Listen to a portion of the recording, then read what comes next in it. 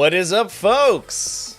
Welcome back to the stream. We're live for the T5S2 Season 5 Invitational. Deep into round 2 we are now, and this is going to be the T5S2 Sunday stream extravaganza chat because we have 2 super sick games of Warhammer 40k to get through today, and I could not be more excited for them. We are starting with a super spicy matchup that I'm sure plenty of people are excited about in the chat here.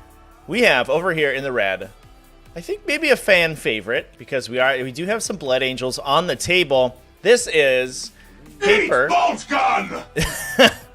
Thank you, chat. Get started with those eat bolt guns early. I appreciate it. Paper, aka Niklas Lackner, playing Blood Angels, versus over here in the blue, hometown hero from Twim Uwu, Jonathon, playing Harlequins. I am excited for this game, chat. I think it's going to be a good one. Let's get into it. Players are setting up right now. We are on Recover the Relics today for round 2. Both of our games today. This one, and if you stick around after this game, if you are on YouTube, you should be redirected automatically over to the next game. That will be Agent X with his Spaceos versus Max Squiss playing Necrons. That will also be on Recover the Relic. So we have 6 objectives today, 3 on each side of the table. 2 objectives just outside of each player's deployment zone, but in easy striking distance of their deployment zone, which makes this one of the most defensive missions in the packet, because players do have easy access to their own home objectives. And as we see here, both players taking Raise the Banners high to try to take advantage of those 3 hometown objectives. That said, these are 2 hyper-aggressive armies, chat. Dark Harlequins versus Blood Angel Space Marines. These armies are going to be running across the table and punching each other and taking down those banners as quickly as they possibly can. So I think this is going to be a sick game. I'm super excited for it. Let's talk about some lists, chat. By the way, if you're on Twitch, we are streaming both to Twitch and YouTube. You can join Twitch over at twitch.tv/TacticalTortoiseTV. We do have a prediction going for another 6 minutes. You can drop some channel points, some Tortoise tokens on who we want to win. You also get the sweet soundboard control. So get those E-bolt guns and Xeno spotted in the chat. Get those out of your system early. Currently 20,000 points on Harlequins to win. That's a lot of points, chat. Can we get some Blood Angel stands in chat to offset that balance a little bit? Hot damn, 20k Harlequins. So many points. All right, let's talk about some lists here, chat, as the players are completing their setup. Over here in the blue, we do have Jonathon playing a Dark Harlequin Sadith, which is a little bit interesting, especially since Dark Harlequins did get a pretty important mechanical change more recently in the latest data slate update, changing their Fight on Death ability to just a mortal wound reflection once the unit dies. Or once the model dies, excuse me. Although situationally it is a little bit better because the Fight on Death was restricted to models who had not yet fought, and I don't believe that the updated version has that same clause. No, it can just reflect mortal wounds as soon as it dies. So you can potentially eke additional damage out of a Dark Harlequin unit, a Harlequin troop, than you did in the previous version. That said, it doesn't let you sort of eat charges as well. So you want to play much more aggressively with this newer version of the Dark Harlequin Sadith ability. But your damage output is a little bit higher, especially if you go into a unit, you maybe engage some units that you can't one-shot with a Harlequin troop. They can hit you back, maybe kill a couple models, reflect a couple mortal wounds, and try to finish those units off. This is a pretty standard variety of Harlequins. We saw multiple Harlequin lists submitted for the Invitational, and all of them looked almost exactly the same, although their sub-faction abilities were actually different. We had King Kong Fury playing a light Harlequin Sadith with almost an identical list. This one, however, is bringing a Shadow Seer with Laughing God's Eye, so we do have a little bit of mortal wound protection that can help against the Hammer of Wrath that I'm sure these Blood Angels are going to be attempting to bring with their jump pack infantry onto the Harlequin, low toughness Harlequin infantry. We have a Troop Master with Foot in the Future, so additional distance to charge and D3 plus 3-inch advances. That is plus 6 to charge, chat, so he makes even a 12-inch charge on potentially a 5, because we are using extended engagement range here. So we are going to be able to reach an additional inch through the walls, or through the obscuring terrain, excuse me, with that ability. He's bringing a Harlequin's Kiss with Player of the Dark, so 5+ to wound, deals mortal wounds, as well as Queen of Shards, so 5+, also ignores invulnerable saves. So what we're going to be doing is fishing for those 5+ to wound using Shegarak's Rose, which is the Relic Harlequin's Kiss, a 3 damage Strength 5 weapon that full rerolls its wound rolls. A lot of times I think Jonathon is potentially, especially against the invulnerable save toting models, is certainly going to be fishing for those. So look at this aggressive position here out of some Death Company. Do you have the repositional effect of Forlorn Fury for those guys, so we can play pretty far forward and then just elect to move them at the start of the game.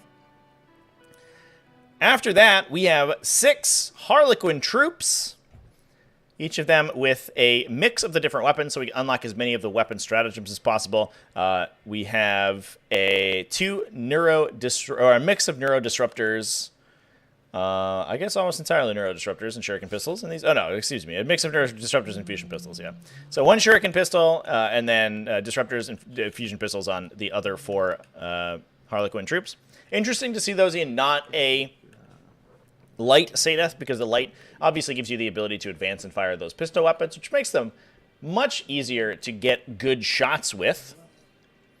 But still pretty solid. As these Star Weavers, we have seen Jonathon play super aggressively with his Star Weavers. As they push forward, they are going to be able to eke out a little bit of extra damage from those guns. Speaking of guns, we do have 5 Void Weavers in the list as well. Turns out a 40-point increase on this model did not make it unplayable.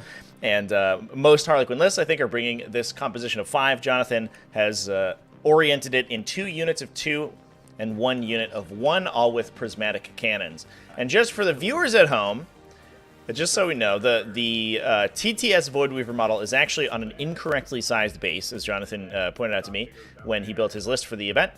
So he is using the blue-based Star Weavers as his Void Weavers today. So all of the Star Weavers with blue bases, although they look exactly the same as the other Star Weavers, are actually Void Weavers with prismatic cannons. But that is going to make measuring much easier because and cleaner, because the base, especially for a unit that, while the Void Weavers do hull measure, they are relatively small compared to their bases, so the base will actually be very relevant, especially for melee movement, for combat phase movement. So using the correctly sized base is important there. So I appreciate Jonathon for playing that the appropriate way. But it is going to be a little confusing. We'll just have to bear with him for a bit. That's followed up by 6 Star Weavers to carry those Harlequin troops in, and that's it. That's what we got. So just a bunch of vehicles, just a ton of them. We do have the Shadow Seer, looks like deployed out on the table. Troop Master also deployed out on the table, and all of the players in their color-coded Star Weavers. Jonathon really focused up towards this top right-hand side of the table. We do have to, after deployment, place our objectives for Take Your Places, which means that Jonathon may be favoring that top right-hand side for a Take Your Place objective. So now let's move on to Niklas's Blood Angels army. We've seen a lot of very slight differences in Blood Angels armies, but I think ones that are very impactful. And this is probably one of the most aggressive varieties of Blood Angels we've seen, which has been working out for Niklas so far. We saw him in his first game against Nabs, against Nabs' Tyranids, where he looked like he was out of the game with the amount of damage that the Tyranids were able to inflict on his models. And then once that Assault Doctrine ticks over for Blood Angels, each one of these models is so lethal. Plus 2 attacks on the charge and plus 1 to wound, with a variety of high damage weapons. These guys do an immense amount of work. And we'll see if they're able to do that against Star Weavers. A little bit tougher. Yeah, here come the Take Your Places objectives. A little bit tougher against the invulnerable saves and Mirage launchers on the Star Weavers. But still probably pretty effective. So we do have Commander Dante leading the army. He is the Warlord to give the CP refund. And he does have his Warlord trait. So he is extending his aura ability slightly. We have a Sanguinary Priest, this one bringing Armor Indomitus, so he's a little bit tougher to kill, as well as Rites of War. Interestingly, no Selfless Healer on that guy, so we do have to pay to bring people back. 1 CP to bring a guy back. Probably still worth it, if we're going to be regenerating Sanguinary Guard, for sure. But that Armor Indomitus does mean that we save the Rights of War a lot longer over the course of the game. We also have 1 unit of 5 Death Company Marines as we see them in the front of the formation there. So he's going to shift that guy away so we can place the Take Your Place objective. 3 units of Sanguinary Guard, all of them within Carmine Swords. So we're pushing really hard for the additional AP that the sword brings you. Bring them to AP 3, and Strength 5 with +1 to wound is good enough to wound basically the entire game on 4s, and it's going to be wounding these Star Weavers on 3s because they are at that Strength 5 cutoff point. So that's usually fine. You don't necessarily need to push harder for the higher strength weaponry, especially because into a field where Armor of Contempt is a real possibility, you have to be valuing that AP even more highly. We also have 2 units of Vanguard Veterans, 10 Vanguard Veterans each, and they have been combat squatted to 4 units of 5. We have Lightning Claws and Chainswords, as well as jump packs on all of them, except for the Vanguard Veteran Sergeant, who is bringing a Thunderhammer in one of the units. The other unit sticking with his Chainsword. Last but certainly not least, we have a Landspeeder Storm. And interestingly, because we don't have Scouts in the Landspeeder Storm, normally it would not be able to embark any models. However, we do have a unit of 5 Voidsmen at Arms there as agents of the Imperium. And because of their special ability, they can actually embark into Landspeeder Storms. Despite the fact that Landspeeder Storms can normally only embark Space Marine Scouts, the Voidsmen show off their credentials. They flash their badge at the Landspeeder Storm driver, I guess, and he has to let them in. They commandeer the vehicle in the name of the Imperium. So they're able to jump into that transport and make use of all of its abilities. Looks like we're going to go first here. 5 for the Harlequins, and big 1 for Blood Angels. So pretty interesting. So we are probably going to move these Death Company to make sure they don't get vaporized by shuriken cannons. Question mark is where we go. It looks like we were set up. I wonder if we could potentially set up to drop them in the bottom ruin here, but it looks like we're going to be forcing them into the top ruin. And we do have some aggressive posture from the Sanguinary Guard as well, so extending our 6-inch heroic intervention from those guys through most of the objective.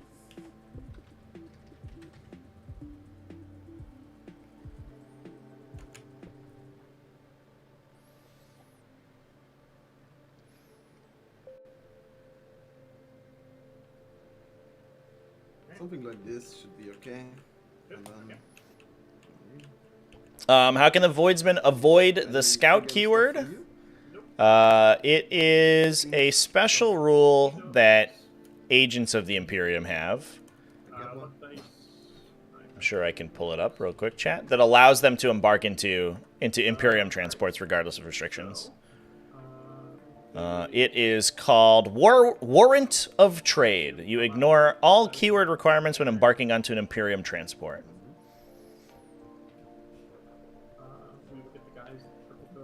They just literally just commandeer the vehicle, which is basically the only way that you can get Landspeeder Storms into a list now without Space Marine Scouts, with that new Nephilim ruling that transports have to have, or dedicated transports I should say, have to have units embarked at the start of the game, otherwise they die. But it gives you a little bit of a cheaper access to a Scout equivalent unit. Obviously, you don't get the benefits of Space Marine Scouts, which are relatively effective in combat, especially Blood Angel Space Marine Scouts, where you can be rocking a close combat weapon on those guys, and they can swing 5 attacks, I believe. Is there 4 attacks in once their Assault Doctrine becomes active with AP 1 Strength 4, which is, or Strength 4 +1 wound, which is pretty solid. They also have Outflank and all of those other things, you know, Toughness 4, 4 plus save. Instead, the Voidsmen are basically just I guess a Tempestus Scion profile with a 3+ ballistic scale, crappy lasgun though, and a 4+ armor save, and only Toughness 3. But the upside is that they cost 40 less points, so that's exciting. And if all you're trying to do is be grabbing points for things like engage on all fronts and retrieve Nephilim data, that's just fine. A lot of times these guys will just disembark, hold a backline objective, and then let the Landspeeder Storm go around and score some points. You can score Oath of Moment potentially with it. And especially going second here for Paper, he's going to be able to score those Oath of Moment points pretty easily because they do check at the end of the battle round.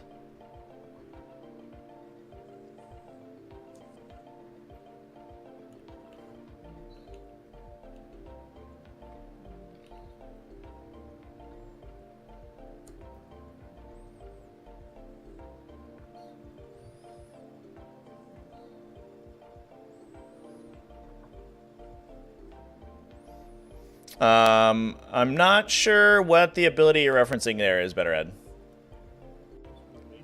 That is not the rule that I'm looking at. As far as I know, Warrant of Trade reads, ignore keyword requirements when embarking on Imperium transport. Full stop. That's it.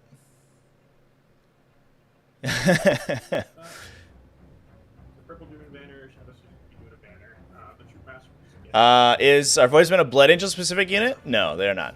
They are, they're just agents of the Imperium. You can take them in any Imperium subfaction, in fact, and they don't take up Force Org slots. They just take up your agent of the Imperium slot.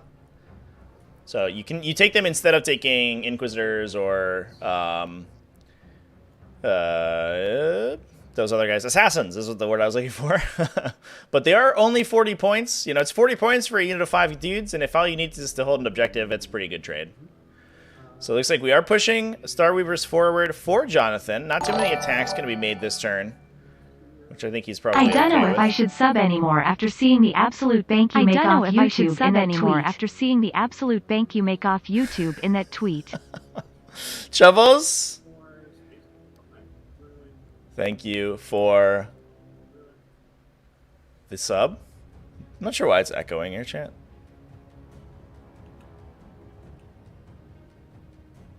Might be because we're on a multi-stream. I think that might be why that's happening. But I appreciate the sub.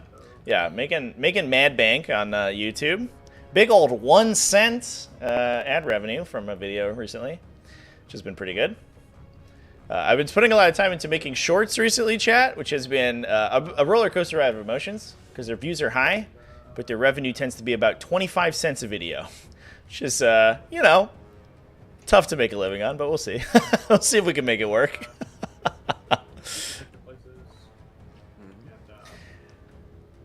All right, I'm going to send it back to players' mics here, chat. Looks like we are moving forward. Jonathon's turn. He's disembarking some of his units to grab banners.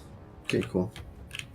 He has two take your place objectives scored or held, Sounds which good. I believe is 2 points. Yes. Grab that nice 2 points. So it looks like the Starweaver in the center, this is a play pattern that Jonathon usually uses to grab those that take your place. The Starweaver in the center is empty, so it appears. Are we only placing 1 banner down? Just to make sure.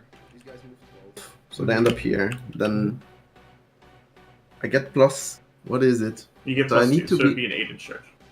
I need to be within 2 because you're in an area. Oh no, we have a terrain banner with the shadows maybe. here. Excuse me, John. And I get native we are plus 1. Leaving objective 4 off. Guess it's a 7, no? Importantly, Because you're No. you're 10 point, you're over 10 inches from me, so you get plus 2 to your charge. So it's Alright.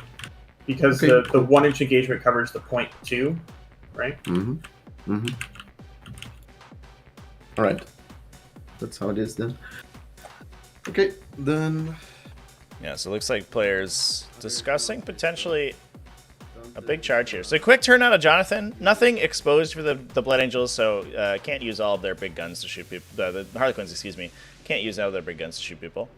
So we do just score our 2 points on take your places. Nothing in deadly performance quite yet, and we do have 2 banners active for the Harlequins. This Starweaver, I think, sort of taunting the Blood Angels. They don't have a lot of shooting attacks, so they don't have an easy way to remove it without charging it in melee. But I do wonder if they do want to send those incursors in, and I guess they could send the incursors in and contest objective 4 if there was a banner there, which is probably why Jonathon did not place one down. Moving some intercessors to grab objective 1. I think we probably do want more than just 1 unit on that objective, although the objective is exposed, so it's easy to get lines of sight onto. Looks like we are going to be pushing the incursors forward for a charge. This is Dark Harlequins, it's important to remember, so they don't have access to the move in response to a charge strat that the light Harlequin Sadeth has. So if you're used to seeing that with Harlequins, that will not be used this game.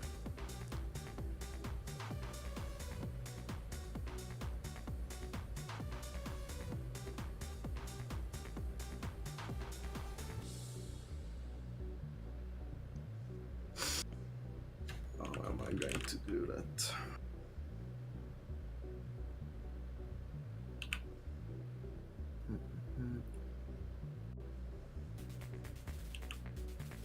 Yeah, I think the rogue traders, the rogue trader units were phased out. I think those profiles are legended now for the most part, and they've been moved to Astra Cartographica. So the Void's Men at Arms are Nietzsche, or an evolution of Nietzsche's squad, I believe, because they have all of the same upgrades. So theoretically, you're supposed to use the Elocidian Starstrider kill team to represent them. But their mechanics, like their rules, are slightly different. Importantly, they're not a character, which is interesting. And I think that's probably where the confusion's coming from.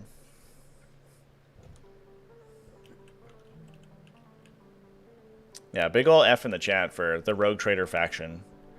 I don't believe you can still play them. I'm happy to be corrected, though.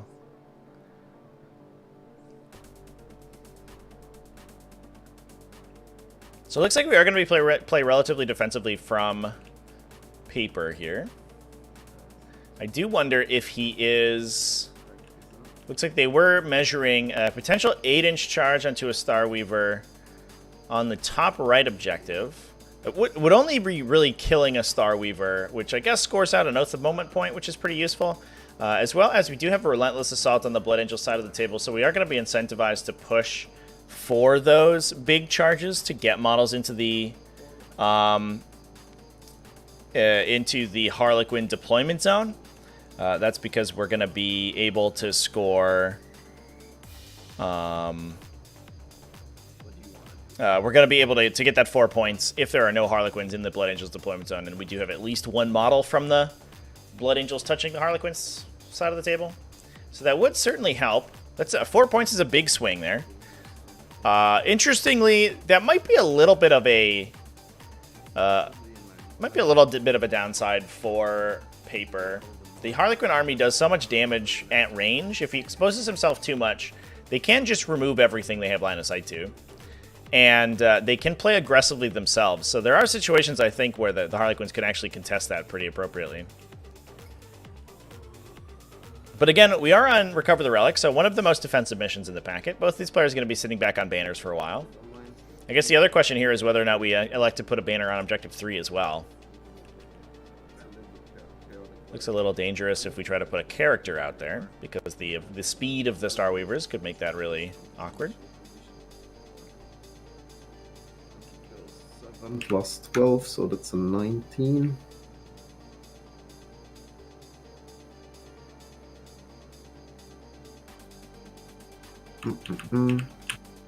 And then these guys just carry on with what they wanted to do.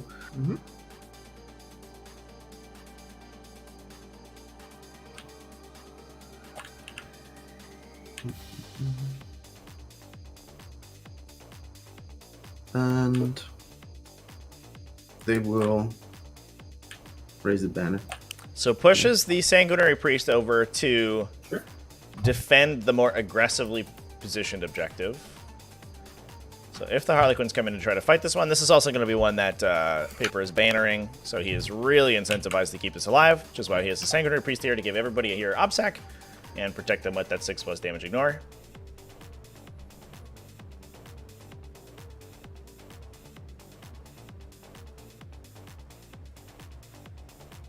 Land Speeder comes in the corner to cuddle. So I guess we also probably want to push for the kill on the center, on the Star Weaver in the center as well, chat, in order to score the hold middle Oath of Moment point. So if this Incursor squad, as well as maybe we can plink a couple wounds from the Intercessors, can knock down the Star Weaver and end within that center area zone, they will score 2 points, which is pretty useful. Although obviously you do lose an OBSEC unit for that.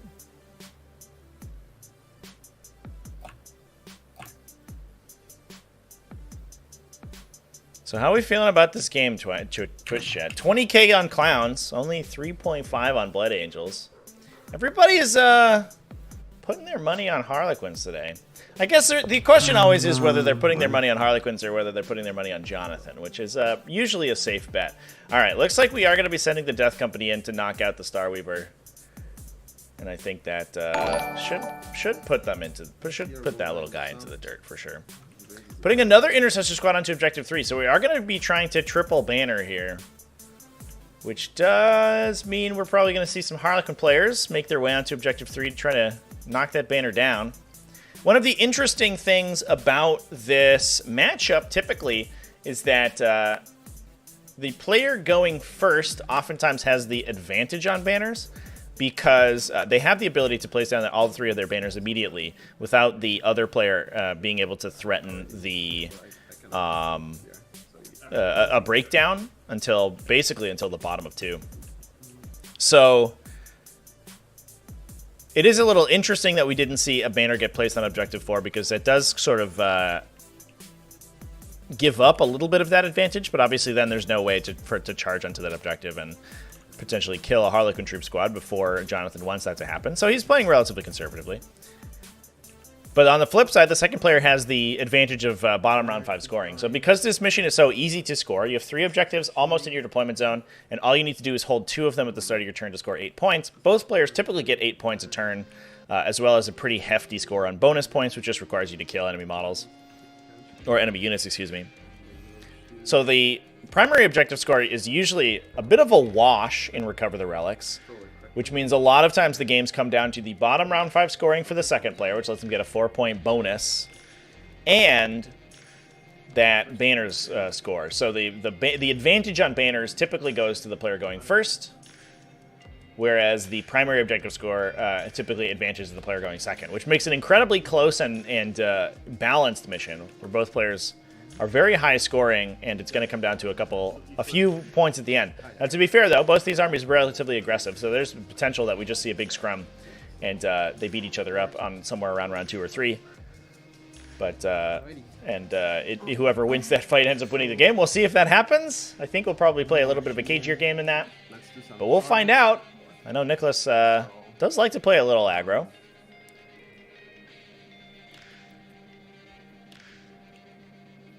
Death Company.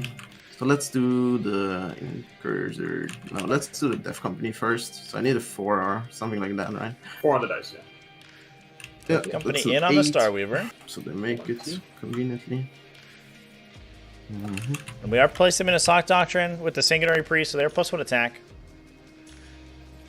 And +1 to wound because of their chapter tactics. So that will, unless we see some really bad dice here, that will most likely just peel that Starweaver out. Alright, so that makes life easier. So here everybody is already in striking range, I guess. Oh, yeah. Yeah, because you said we have, right? So. Yeah. And then the Incursors do the same. Yep. Follow their friends. Oh, that's double 1. Well, I mean, they're in. They're in, but that's not what I wanted, so I will CP that. Sure. So CPS Snake Eyes in the charge roll here to try to get to Objective 4. Although we might have been able to do it with a combat movement. If we move 3 inches, and then they just push 3 inches this way with the pile in and consolidate. So a 10's nice, though. So what I'm gonna do with them is... Get them in by deployment first. Yeah. We're going to try to touch the deployment zone for a relentless assault. And then just... that charge roll is a big deal, actually. So this is a potential 6 points on secondaries we grab right here. Because the Death Company will score the hold center, kill a vehicle for another point on Oaths of Moment, 4 points for relentless assault for touching the center with for touching the enemy deployment zone with an Incursor. And then one guy needs to be within melee striking range. And I'm gonna take the Sergeant. Sure. So it looks like, because that charge roll was so high, it looks like we will have this model closer to this Starweaver, so that pile-in actually just immediately and gets then I start with the Death Company. That's a relatively difficult secondary to score, so big deal that Paper's able to get a unit all the way across the table. I wonder if Jonathon's maybe regretting his Take Their Places pick here, because he is giving the Blood Angels things to charge. Although, to be fair, they are going to lose 2 units for it. I don't believe that there's a universe in which these units survive. Let's see. 2. We're done. Do we explode? No, do we So, get mortal 2? Starweaver just takes a casual with like 20 damage from the Death Company Marines. And Get then what do I off do my here? table, they say. Do a consolidation. They're in the midst of their Black Rage, thinking that Starweaver is currently trying to kill Sanguinius right now. I might still Yeah, I be think you're closer, but And they're just going to be spreading out. Yeah, it looks like as long as we extend their engagement range, I think over the entirety okay. And then they of still the defend circle for take your place here. objective, it looks like there's still going to be easy ways to get And there. then this means I think I would have destroy, liked to and have then seen them this sort will of if activate they the place power conservatively time. next to the Starweaver, they can consolidate this way towards this Starweaver to ring the objective, and that makes that take your place much harder to score without charging. And as a Death Company player, you certainly want those models to be charged. So it looks like a 6-inch pylon consolidated here for the incursors. 3 and then 3 is going to be sending them as far forward as they can. Doesn't look like we can quite get to the home objective there. That would have been brutal. That actually, if we did get an incursor there, would have knocked Jonathon down to a 4-point primary on top 2 and broken a banner. Something like this. That could have been absolutely disgusting. Take that, Horus. Yeah. Knock Horus right out of the sky. Can do both. The red one. All right. Well, I think you can only call that a pretty good turn from Paper. Scores those oaths, scores that banners, scores 1 for killing a unit. Hopefully he just he actually puts that on the score sheet. And then the other boat. Oh, this is attacking the incursors. Excuse me, chat. Freeze. Go get them, Starweavers. Don't try too hard, guys. The other thing here that's happening now is obviously these Starweavers are engaged in melee, which means they're potentially not going to be able to fire at what they want to in the coming shooting phase. But because we have extended engagement range through the obscuring terrain, we're actually pushing the engagement range of the incursors 2 inches out to somewhere around here, which means that the disembarkation zones from the Starweavers is really limited. We can't put Harlequin troopers on the table until about here, whereas they would much rather be deploying at the front of the Starweaver and getting good charges. So I think positionally this certainly helps for Paper, but obviously he is trading dearly a lot of models for basically something that Jonathon sees as mostly worthless, which is just an empty Starweaver. Yeah, they the Starweavers are like kind of spiky, right? Like you could mistake that for a Chaos Space Marine. I get it. I totally understand. There.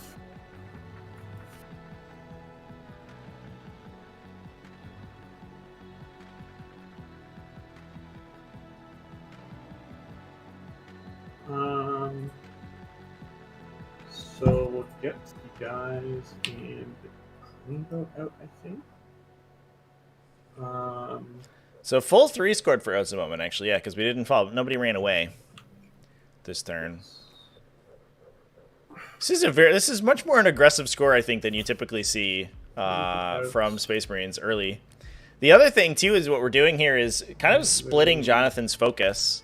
He now has to deal with an Incursor squad in cover. And Incursors do have the potential to be relatively difficult to kill. We could burn 2 CP for the Blood Angels to give them Smokescreen and Transhuman Physiology, which means that even the Void Weavers, which have a very good profile, they're a little awkward shooting at 2 wound models because they have a high volume 1 damage attack and then a low volume big damage attack. And they don't really want to use either of them against an Incursor. And firing at an Incursor in cover is going to be forcing them only down to a 4+ armor save, thanks to Armor of Contempt plus that light cover benefit. And if you're firing through -1 and only wounding on 4s, it can be very difficult. So you probably have to engage them in melee. And that means that your shooting has to go to the Death Company, and you're going to run out of shooting to kill the Intercessors on Objective 3. And if we engage too hard into multiple units in melee, we potentially give Paper the ability to interrupt. And if that becomes the case, things get super awkward.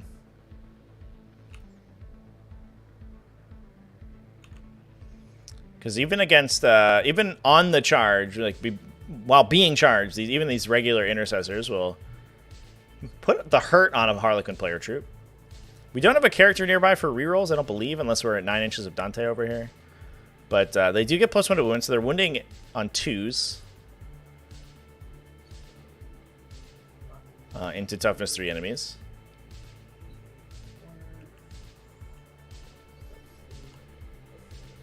But he wish they were assault intercessors? Yeah, maybe. I wonder if he just values a little bit of shooting a little bit better. There's not a ton of shooting in this army, so being able to pick out like 5 models on an enemy home objective, it'd certainly be valuable.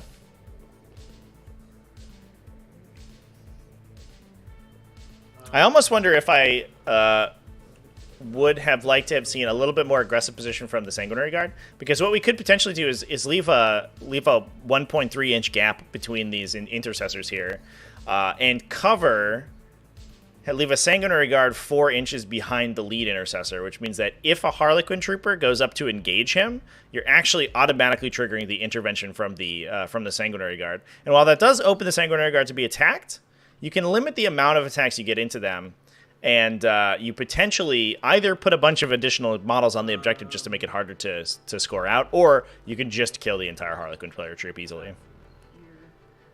Using those 6-inch heroic interventions is a really big deal. Which is, I think, actually, some stuff that we talked about in the last version of Advanced Tactics. So if you are a YouTube channel member, you can get access to that. We talked all about heroic interventions in the last video. And all sorts of funky stuff you can do with them.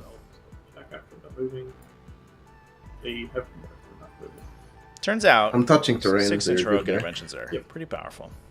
So we do have 2 units on Objective 1 here. We do have Dante and the Intercessor Squad. So unless this Intercessor Squad just gets bossed by the Void Weavers, it's unlikely that we lose Dante as well. Although he is in a 2+ armor save and 4+ invulnerable save. Although if he gets tagged by the focused fire from the prismatic cannons, it could be very bad. This Void Weaver will just back up to screen out that corner here. I think we're doing, yeah, you should be able to put 5 guys there. Cool. And then we have that screened out. I think a real question here for paper is going to be how much damage the Shuriken cannons on the Harlequin side do. Because if the Shuriken cannons are able to kill the Death Company Marines, although you can pop a 5+ damage ignore on those models, and only being AP1 without rending, the Shuriken cannons actually do have a little bit of a tough time punching through Armor of Contempt unless they rend. But being able to engage 2 Star Weavers, so preventing them from shooting, unless we use the stratagem to fall back and shoot, the Eldari strat. And killing one of the Star Weavers means we've basically cut the volume of Star Weaver shooting in half.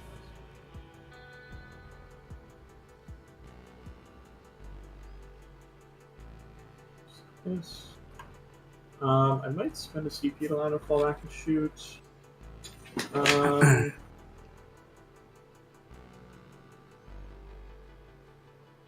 Which guy? Which boat? The blue one. Blue boat, cool. I mean, I could just do this one, and he has more targets. Mm-hmm. Yeah, I'll just spend a CP for the uncolored boat to fall back and shoot.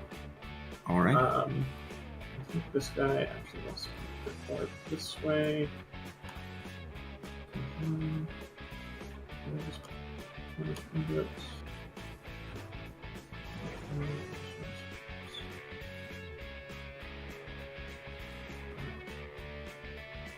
That little bear screwed out. Just there. Here, we need something further in that corner. So things like this.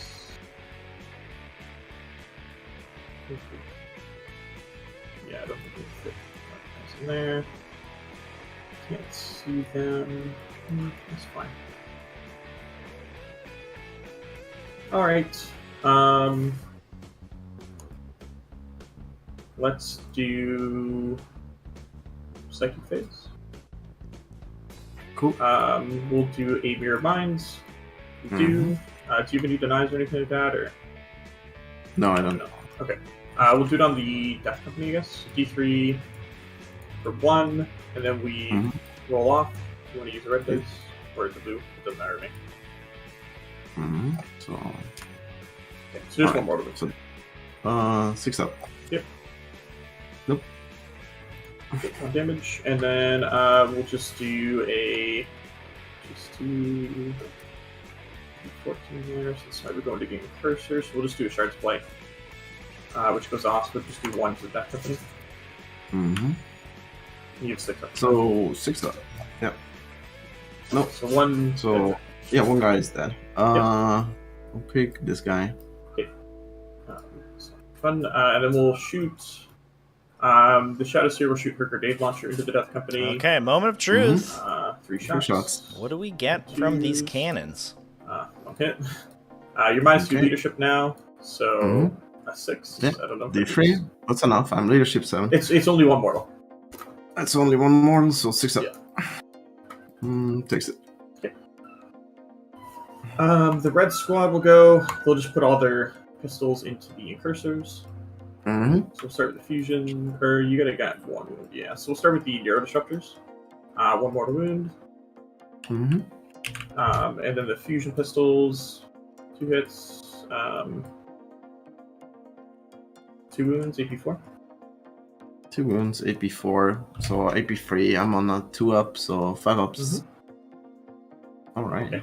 And the shuriken pistol, hits, and wounds, AP3. So it becomes AP2, 4 up. Alright. So just 1 mortal wound to them. Yeah, So just kill I the guy on took it on the guy. You Yeah. already have a guy on 1. Oh yeah, because he took damage on. From the fight phase. Yep, completely right. The blue boat will do the same thing. The guys inside. Fusions. 1 hits and 1 wounds. 5 up. Nope. So 1 dead. Neuro Disruptors.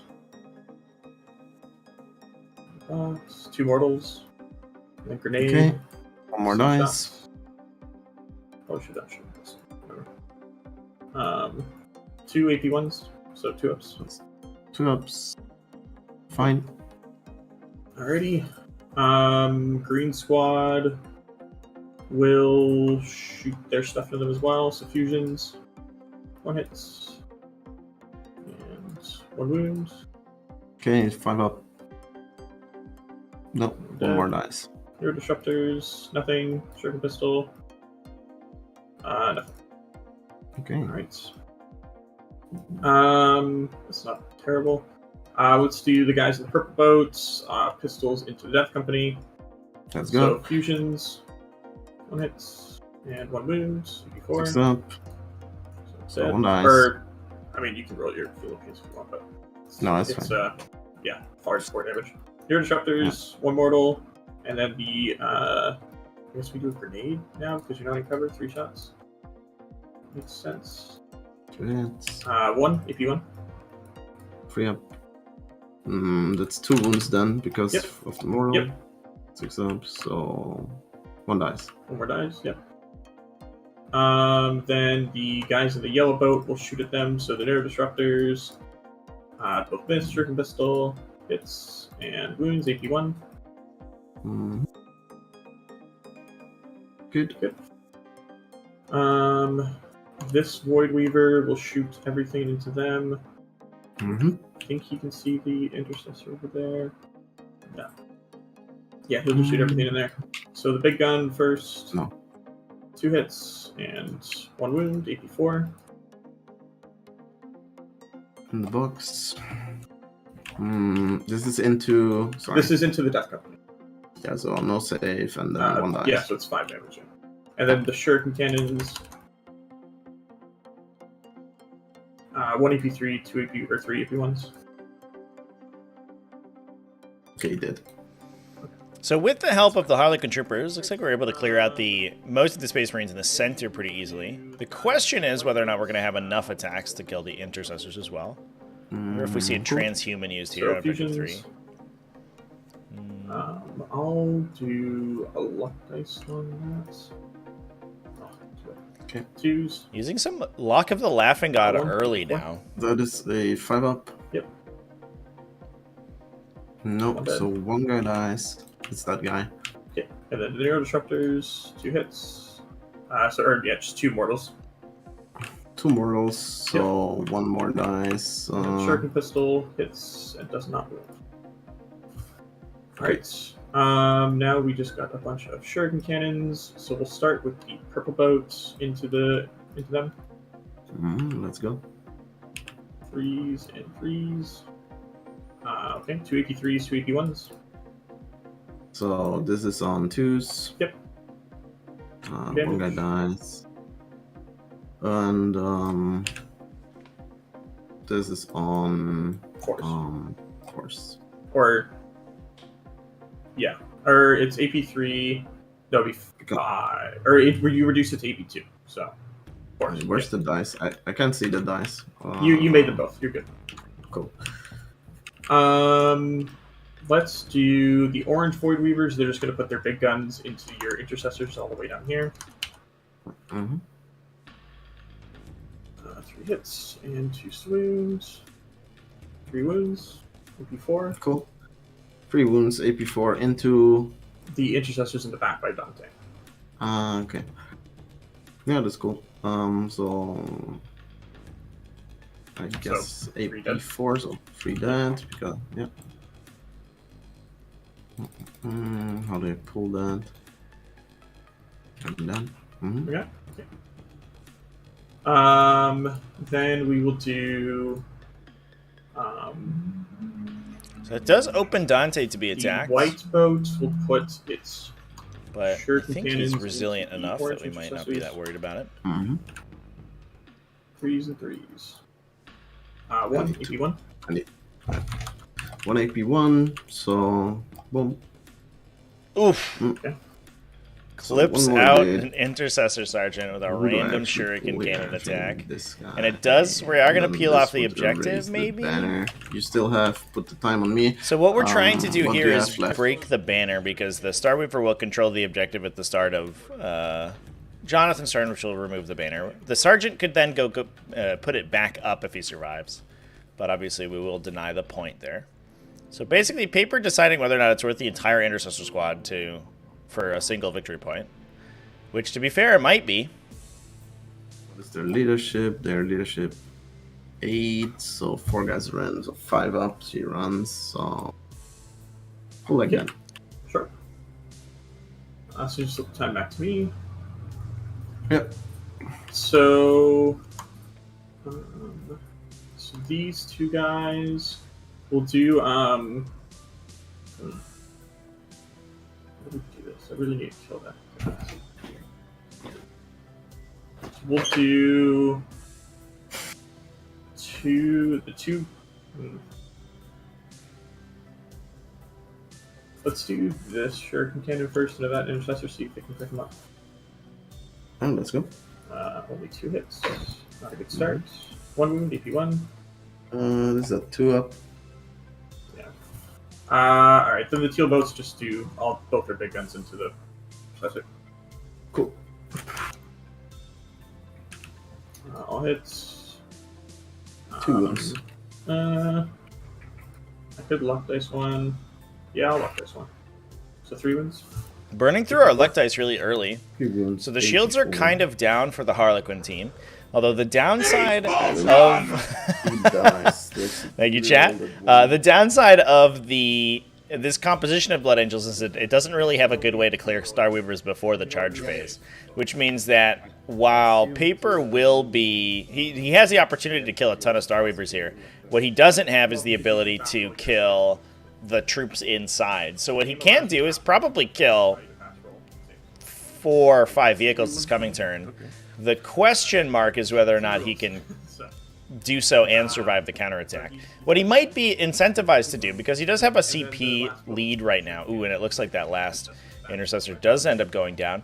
What he does have is the command point lead, which means he might be okay with forcing those fights in order to give himself good interrupts. They could clip a Starweaver in shooting. It's true, chat. You're not wrong. So And we do have, I guess the intercessors are mostly dead, so we're not worried about those. We have a couple shots off the Landspeeder Storm.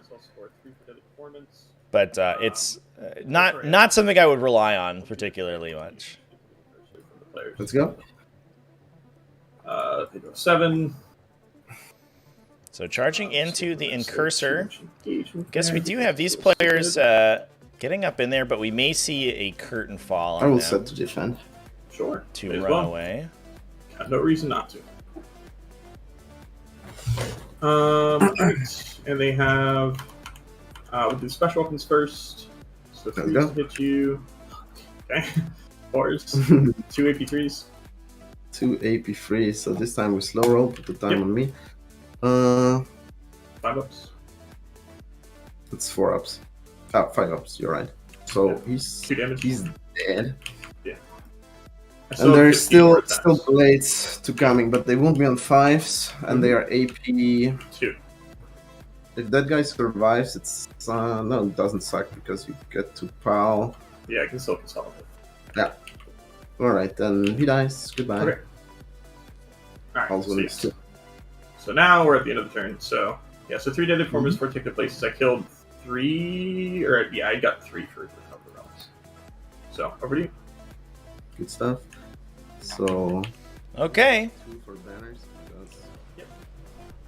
So we do have to expose one player troop, which certainly is in danger of being killed by Sanguinary Guard. So I imagine that because that troop is also in a good position to score Relentless Assault, I imagine that Paper is excited about getting that charge off. Although that dark ability to reflect mortal wounds when they die is certainly going to help there. So I wonder what he commits here is going to be the question mark. Oh, no, you don't. Sorry. So you don't. Let's 6 rounds. Nope, it's good. Dude. Right. Okay. Intercessors don't run away. We did pull the Sergeant because he was in cover. I also score an 8. A little awkward. Important to keep in mind where your unit champions are there, because you may have to allocate wounds to them, which does typically, especially in Space Marine armies, reduce your leadership, which sucks.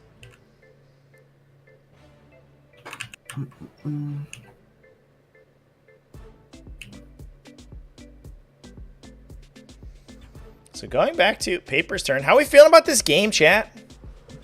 How are we feeling about this going on? Think the lack of shooting from Blood Angel is going to be their downfall? Yeah, it certainly doesn't help in this matchup. Harlequins certainly don't like being shot at. And especially Harlequins that are pushing as far forward as they are in order to score take your places. They do have to kind of play in the center of the table, which means that if you had heavy shooting, you could engage with them. But not today! So the question is whether or not Paper throws up more than one unit. I think he does. He is sort of incentivized to throw one into the center. The Star Weavers are positioned awkwardly for him because he does want a unit in the middle for Oaths of Moment, so he can charge a unit into this Star Weaver to kill it, to score that Oaths. But the other Star Weavers on the outskirts are not in as good a position. I almost wonder if we just send one unit in to try to clip this Star Weaver and these Harlequin troops, and then just get something with this. Could also run the Storm over to grab the Oaths of Moment objective.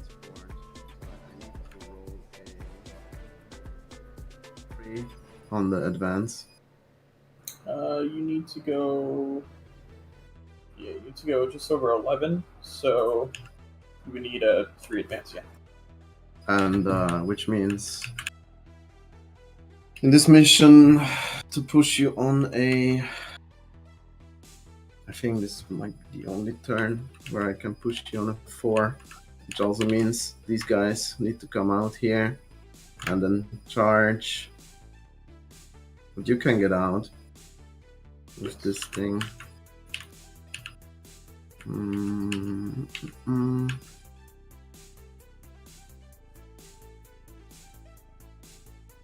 Kind of tricky thing. I might want to do another chill turn.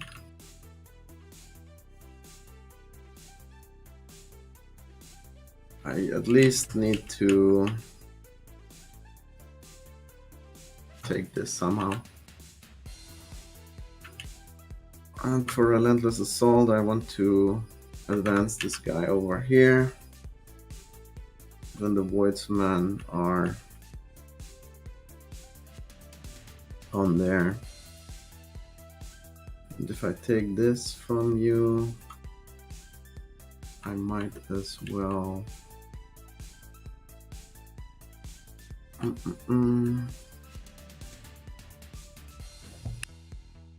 That easy?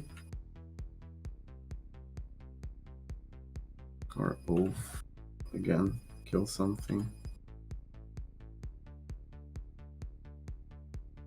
You can push here if you want. If he pushes real hard, he can remove the transports from Let's the equation see, fast. I think that is phase potential.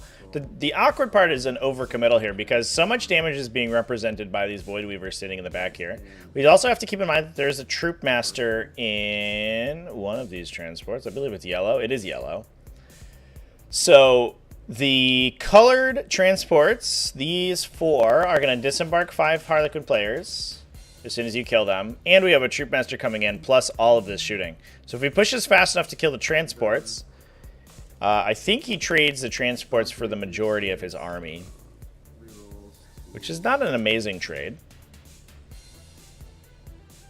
The problem is that I don't know if I like Blood Angels getting hit by the Harlequin troops on their own terms either.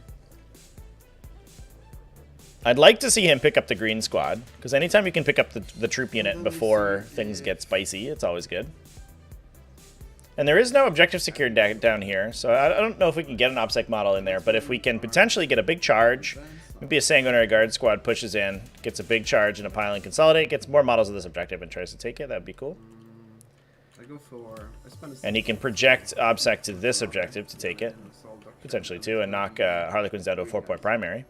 No, the blue guys. The blue guys. That is really aggressive, though, so we'll see how roll much he wants to play that way. For the Whiteman. Any chance he can surround the Yeah, go transports? there. It's unlikely. Yeah. I don't think there's good positions to do that, and you can emergency disembark even if that's the case. So you want to stay outside an inch of your So it looks like what we're going to do is just disembark the Void's men-at-arms and run them onto the objective to contest it.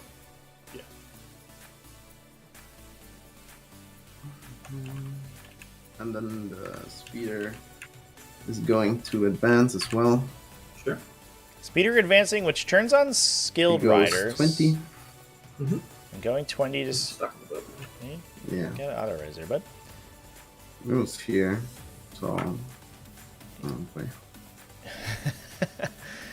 Speeder goes 20 Or inches, something so like we'll be able to this. touch the enemy And I should be DZ. outside. So grabbing 4 points for Relentless Assault. Get back. So it looks like we are just going to play very passive, which defends the banners, but gives a lot of board control to Harlequins, which is fine. It does mean that you don't get lit up quite as much from the Void Weavers, though. Yeah, he just scores Relentless. I do wonder if we And see some lookouts or be applied here to for Dante to control Objective 1. Although I'm worried about Objective 1. I think the Harlequin troop piling or disembarking from this transport could potentially go and grab it to break that banner and drop Blood Angels down to a 4-point primary. it's also heavy. Everything's heavy. Cool. So no shooting.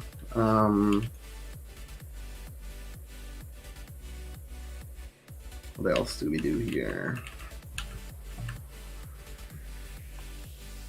Tempting to push you on a 4 this turn.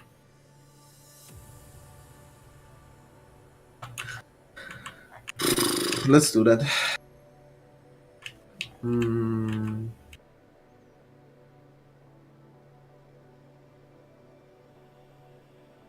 really want to kill your transport, just touch it. And then touch this as well. Yeah, let's see. Okay. These guys move up here.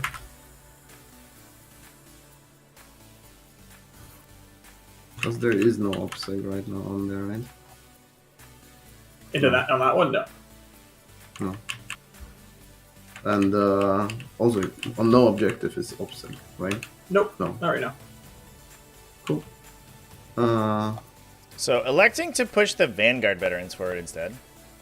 So I wonder if we're going to be trying to push around, something like this, and get a charge and consolidate here. But the problem is that Oh, this guy the needs white to go squad over or the here. white transport is does have a unit embarked. So if they kill it, it's going to be able to disembark potentially on objective 3 or an emergency disembark to this objective to preserve the banner.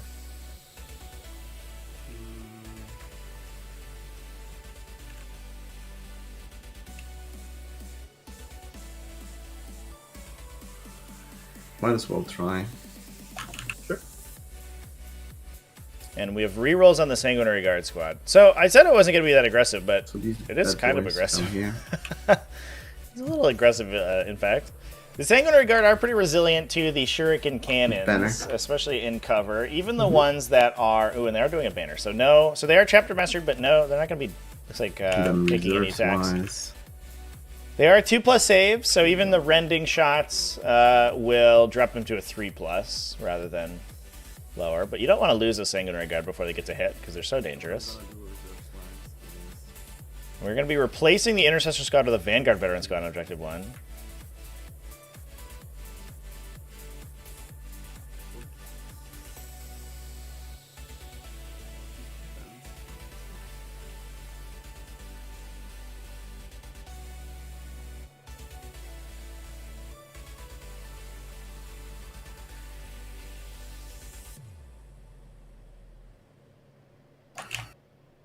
Do I I almost- kill the boat this I think I want to see Question. Dante like take the point at the front of this objective. There's no boat that is empty, right? Because he will still be protected by the Vanguard Veteran Squad.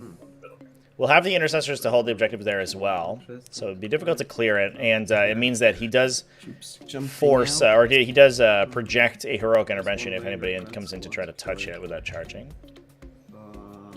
And you're certainly, it's not the end of the world, I think, if Harlequin's trying to charge into your combat units. Because there's a not insignificant chance they don't kill them, and a Vanguard Veteran Squad has a pretty good chance of... Even a couple Vanguard Veterans has a non-zero chance of just clipping out an entire Harlequin player troop as soon as they can get through the 4+ invul and a -1 to hit. I think because we are down to no luck dice remaining, if I remember correctly, on Jonathon's side of the table.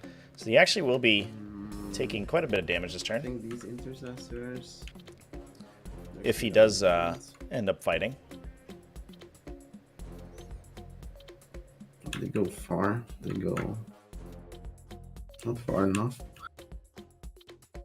Going into that corner here. Okay.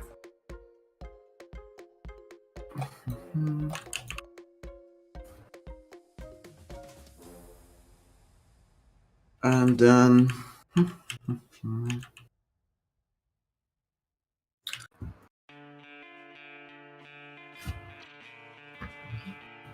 I think it's worth to try that.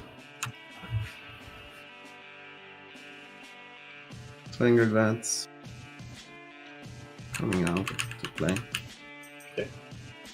They're in the Soul Doctrina. And these Sanguinary Guard are as well. I'm gonna be honest, Chet, this has been a roller coaster ride of a movement phase so far.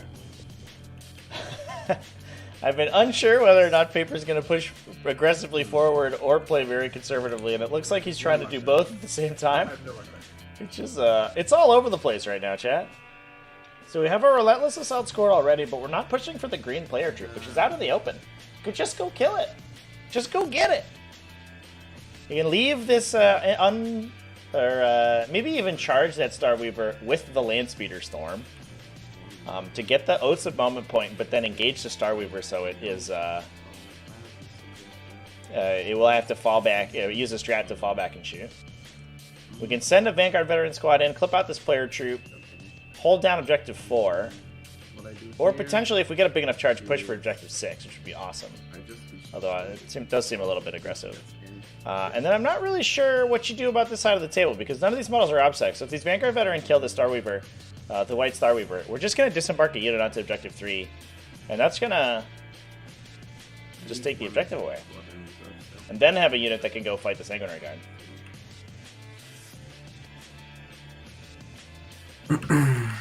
Okay. Thing.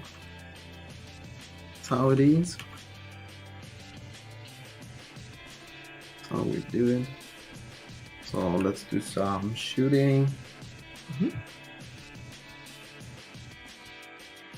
basically want to shoot everything I can into this guy.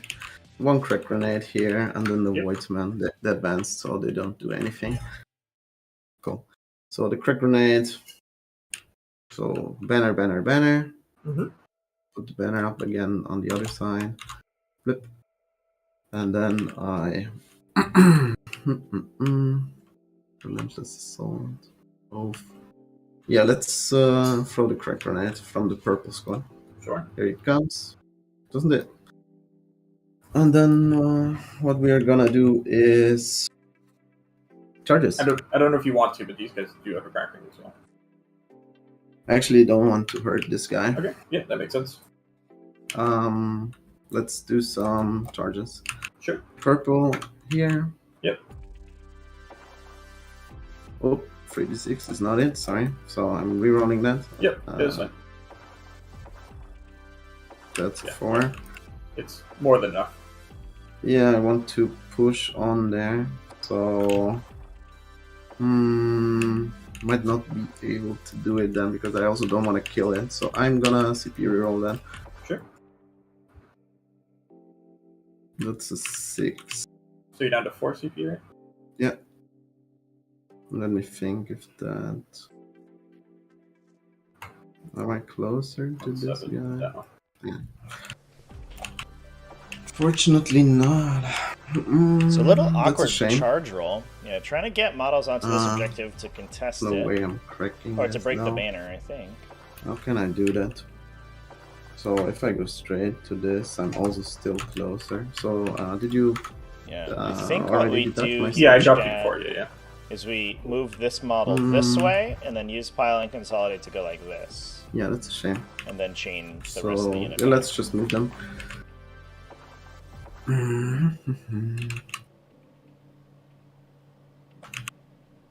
6, and then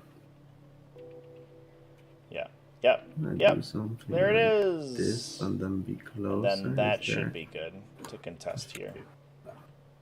But what I can do is 3.6, and then if this guy comes over here, let's see.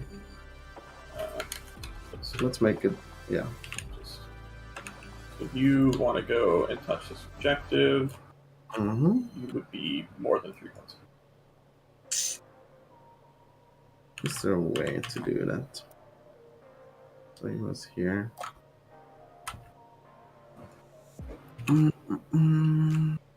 He was at the back.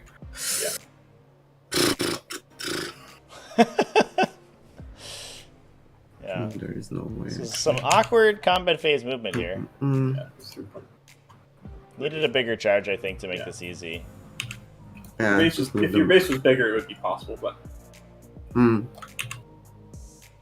A shame. So can come. So I'm right now with this guy on 3.2. So Yeah, so right now it looks like if he wants to kill the Star Weaver, he would need to... He would basically be trading a banner for a banner and an objective for an objective. Which is not an amazing trade. is there something else I can do here? No. It's just a humble sacrifice. Just not good. So what I'm gonna do is, yeah, having them there makes your line of sight a bit worse. So I guess that's okay. And then I want to have as few guys striking as possible. sure. So a little bit of a blunder, I So think. stay outside half an inch here. Probably due to a bad charge roll, even through a CP reroll. But I don't think that this Vanguard veteran is going to trade for much. We'll do a couple damage to a Star Weaver and then call it a day, which will be a little awkward. Pushing another Vanguard veteran into the center. Probably going to clip out that his charge rolls. 3 on that charge. Great, good stuff. Good job, team. Like this. Yep. And then I start with these guys. Sure. So they are soul doctrined, and let's start with the Thunderhammer guy. So he's 3 attacks because Sergeant, 4 because I charged you, 5 because Soul Doctrine. Yep. They hit on force. Yes. Pretty good. And they wound on 2s. Yep. Alright, that's 4. First one's good. Second's good. It's 3 damage, right? Yeah. Okay. And then the last one's ridiculous. Just 3. Back to me. Mhm. So now I'm gonna do. What I'm gonna do is just do all the chain swords and then the lightning claws. So Yep. chain swords on 4s and then on 4s. So that's a wound. We're okay. Good. And then the lightning claws, they get 2 base, 3 lightning claw, 4 charge, and 5 assault. Yeah. So this is force. 20? Yeah. And 5 this is or 4s. 4 plus 1. force. Look at this perfectly, Yep. this perfectly average dice roll chart. Alright, so that many. I'll just save 1 in case I want to reroll. We don't. Everyone dies. We Alright. explode. Goodbye, Star Weaver. So that No, is an we can oath warp point to you. scored, and we're holding the middle.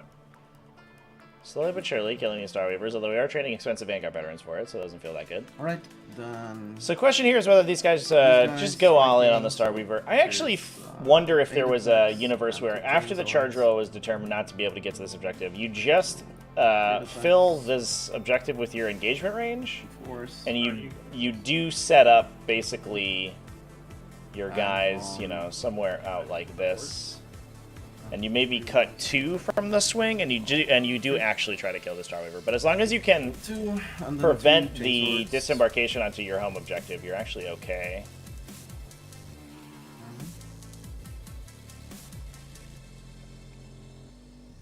Yeah. And then.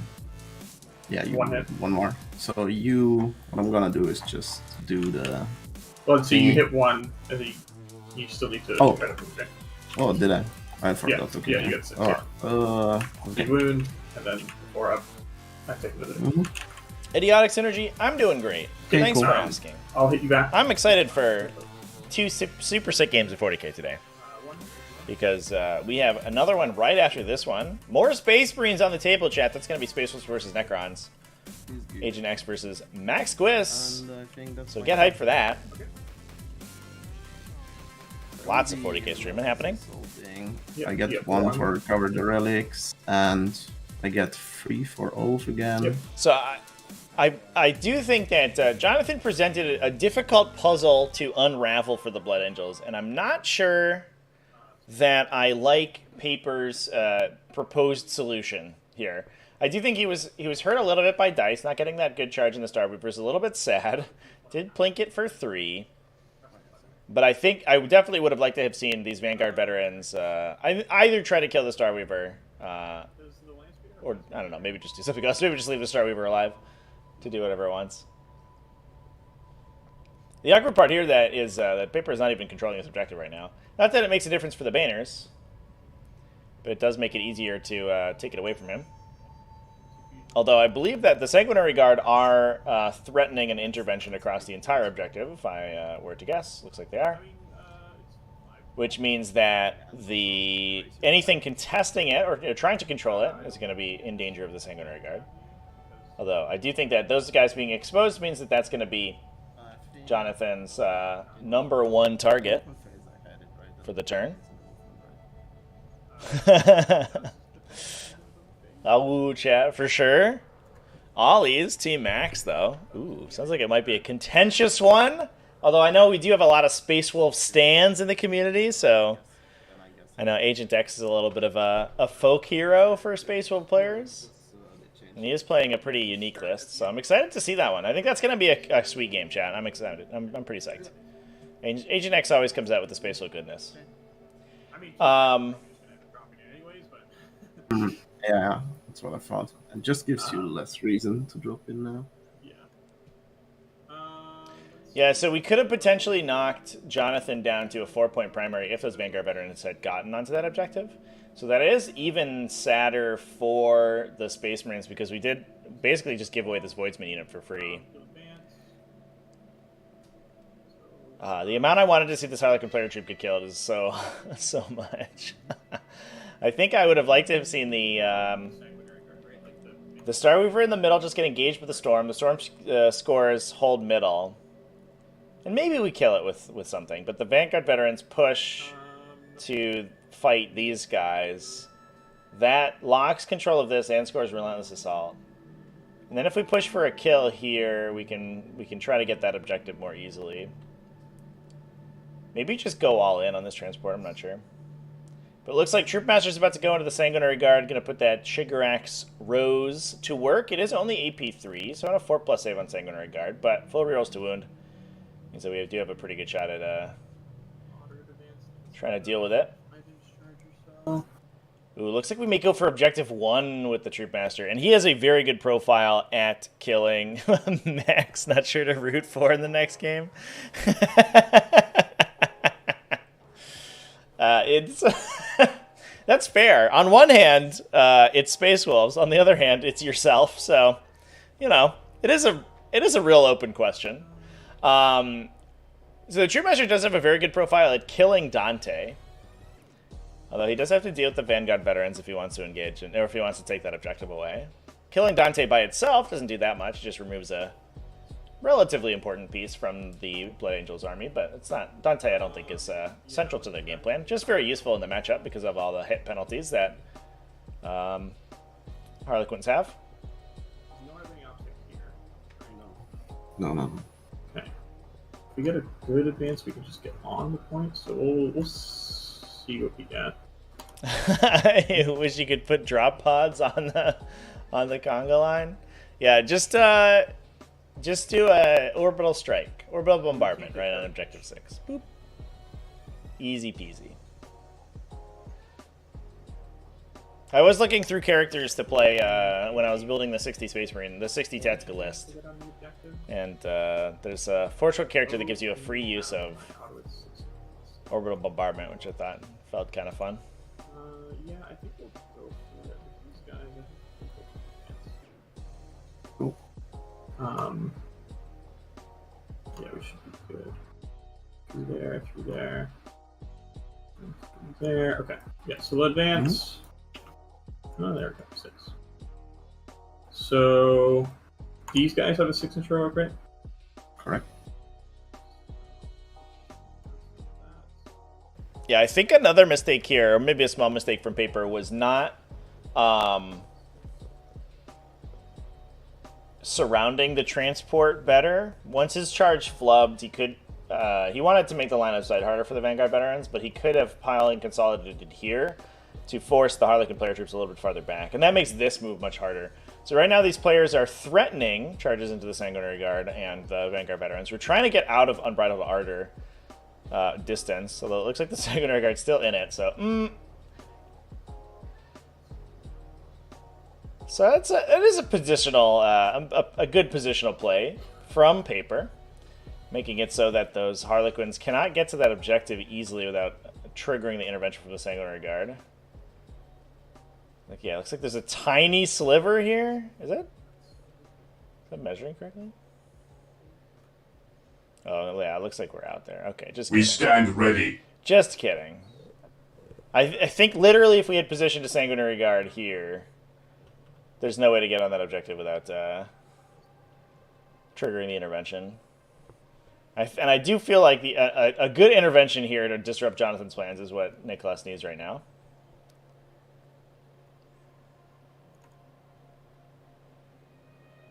Yeah, exclamation point lists in chat.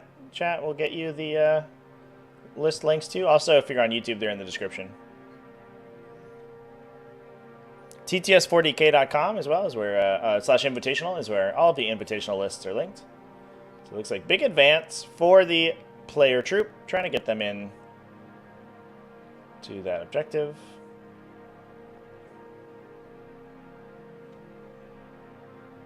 Objective. So I wonder if we see a charge into the Vanguard veterans and try to hold both objectives of the unit. Here. Yeah, I have 2 guys on the objective. Yes. And this guy comes up and goes 14 into there. Yeah, okay, so I can get 3 on it. Cool. It'd be more than 6. Yeah, I mean it says 6, but I'm very clearly outside of the 6-inch circle, so it's just a rounding error. And then we'll put 1 on this objective. Dante only has a 3-inch heroic, right? Correct. Okay. And the Vanguard vets cannot heroic. Correct. Okay. So do that. So that just guarantees my deadly performance and my my take their places. I just need to hold the middle.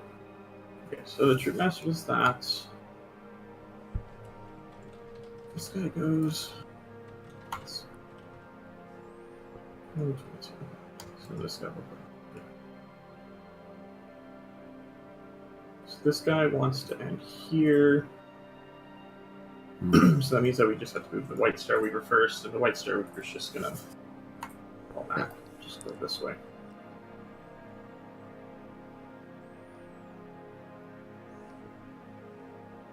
Alright. This Void Weaver.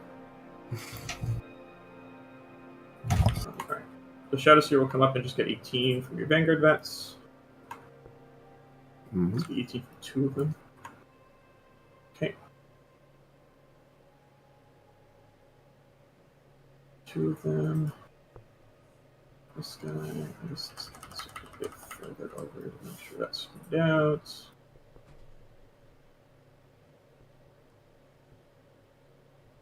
Do something like that. Like that. Like that. Sure. And then this Void Weaver just wants to keep its wing on the terrain. Maybe not the its here.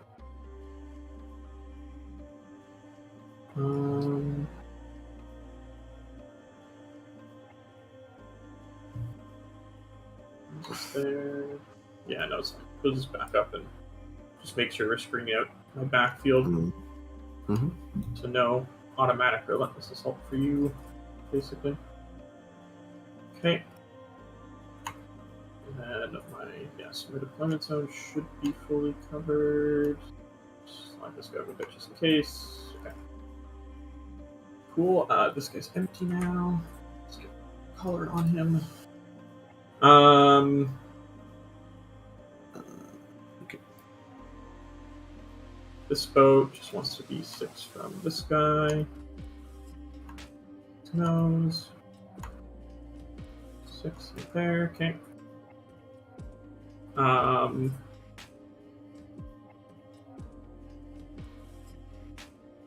guess these guys can come in. That's fine.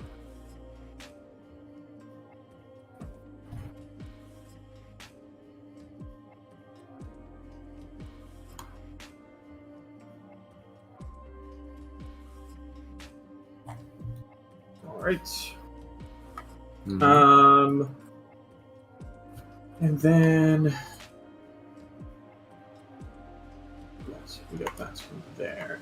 This guy, screen that. Cool. Are this back corner screens? Okay, that's not bad. That works. I don't think you can fit 5 guys back there. I'm pretty sure.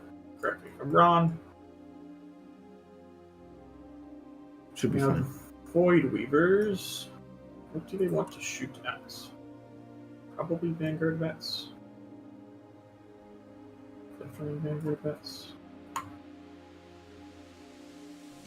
Not much guns on the Blended side, yeah. There's basically no range attacks to speak of. The Sanguinary Guard have their wrist bolters, here. And there is a heavy bolter on a lane speeder storm and its little Cerberus launcher, but that is, I believe, almost literally it, besides incidental shooting and pistols. Especially now that the Intercessor squads have been killed. Two, so, yeah, effectively, no effective shooting, I guess, on the Blended side of the table. We could maybe pick up a player troop with a Sanguinary Guard squad, but that's about it. Let's just keep them both within 36 of these guys. If I run out of targets, this guy needs to a bit further forward. 36, cool. And then the purple boats will just go like this.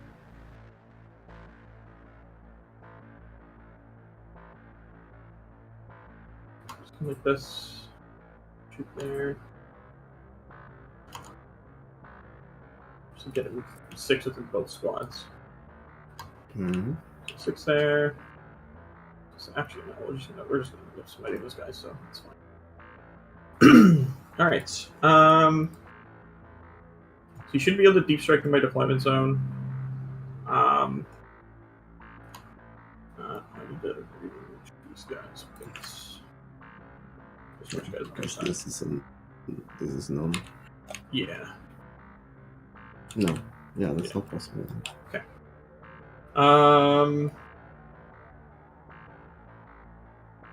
Yeah, and then you won't be able to fit 5 guys there, and then this guy's screening out to here, so. Mm-hmm. It's good. Alright. So I think we'll go into the psychic phase. We will start with a. We'll do Mirror Minds. Goes off, so D3 into the purple Vanguard vets in the middle of the board for 1, and then we roll off. Roll 1 to roll 1. Alright, so one more to wound. Mm-hmm. Not a good start, Shadows here. And then we'll smite you. We do for 2. Alrighty. Shooting phase. We'll shoot the Shadow Seer's grenade launcher into the Vanguard vets. Mm-hmm. For 3 shots. 2s. And your leadership 8, so 9 or higher. Nope. And I'm actually 9 on the sergeant. oh, really? Oh yeah, fair enough. Anyways, didn't matter. Let's do the red squad fusion pistols into your land speeder. Mm-hmm. 3s and probably 3s, I imagine. 1 all luck dice. The 1, so 2. So they just go through AP. Or no, you have 6 up save, right? Or no, you have a 4 up base, so no save.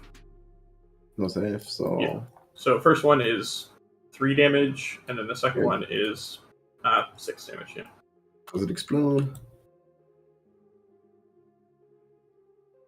Come on. No. Okay. The blue Star Weaver. What's these guys? No, I'm not gonna mess that up. That's okay. It's actually kind of annoying. Oh well. We'll put the Neurodisruptors into the Vanguard vets and the Shuriken pistol in the Vanguard vets, and then I guess we'll just shoot the fusion pistols at the Voidsman. Alright, let's go. So Neurodisruptors, that's 3 dice. Let me try that again. 1 mortal wound on the Vanguard vets, and the Shuriken pistol hits and does not wound. And then fusions into the Voidsman, both hits and both don't wound. Alright. Mm-hmm. These players will shoot their stuff into the Vanguard vets. So fusions first. 1 hits, no wounds. That's annoying. Neurodisruptors, 2 hits, and so just 2 mortals. And then Shuriken pistol misses. Alrighty. Now that I think about that, I need to charge these guys actually get my deadly performance. Forgot to put something there. Oh well. That's fine. Yeah, those guys can do it. So this boat here will Shuriken cannon the Voidsman. I'm in the assault option, by the way. Yeah, that's fine. 2s. 1 AP3, 1 AP1 into the Voidsman. AP3, 1 dice, and AP1. Yep. 1 more. 1 dice. Alright. Let's do these Void Weavers. They're just going to put everything into your Vanguard vets in the middle here. So, actually... Yeah, the fusion still can reach. So yeah, so big guns first. 3s to hit you, and 2s to wound you. AP4. This is into purple, huh? So this is into yellow. Okay, so 1 guy dies. Yep. And then Shuriken cannons.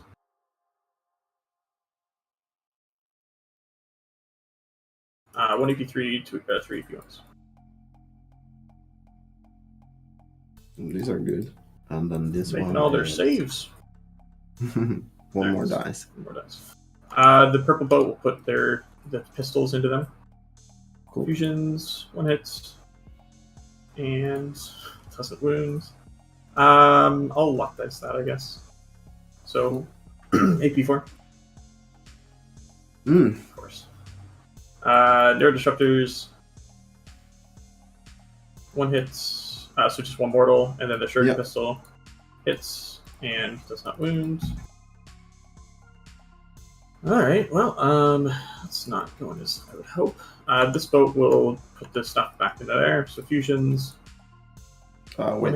hit. And this boat, is there full troop or no? Yeah, so this was the one that was back here. The one that was in melee went back here. Cool.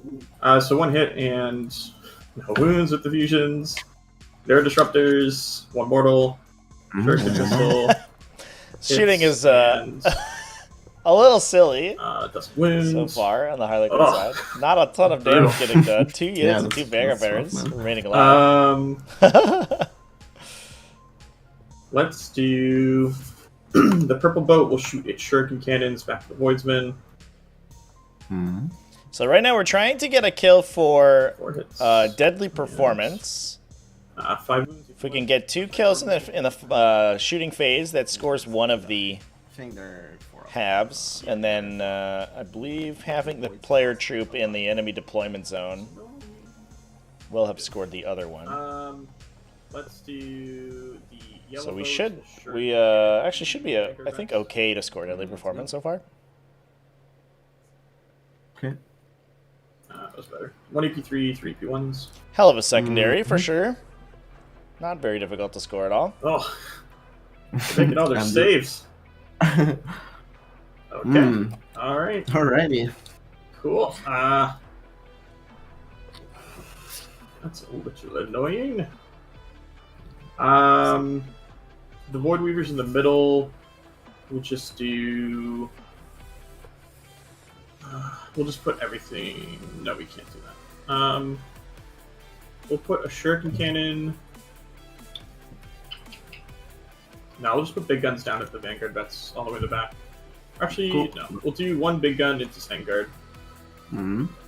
And 1 into the Vanguard vets, yeah.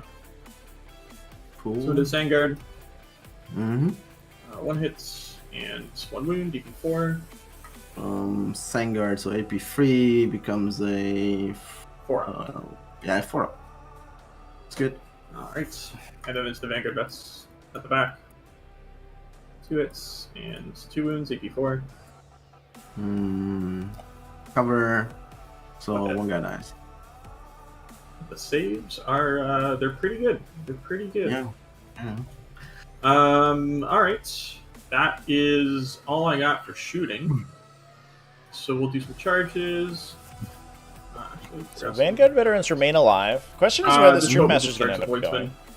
Alright. 8. We'll base you. Go get him, These Star three guys Weaver. will charge the Vanguard vets. We'll go 6.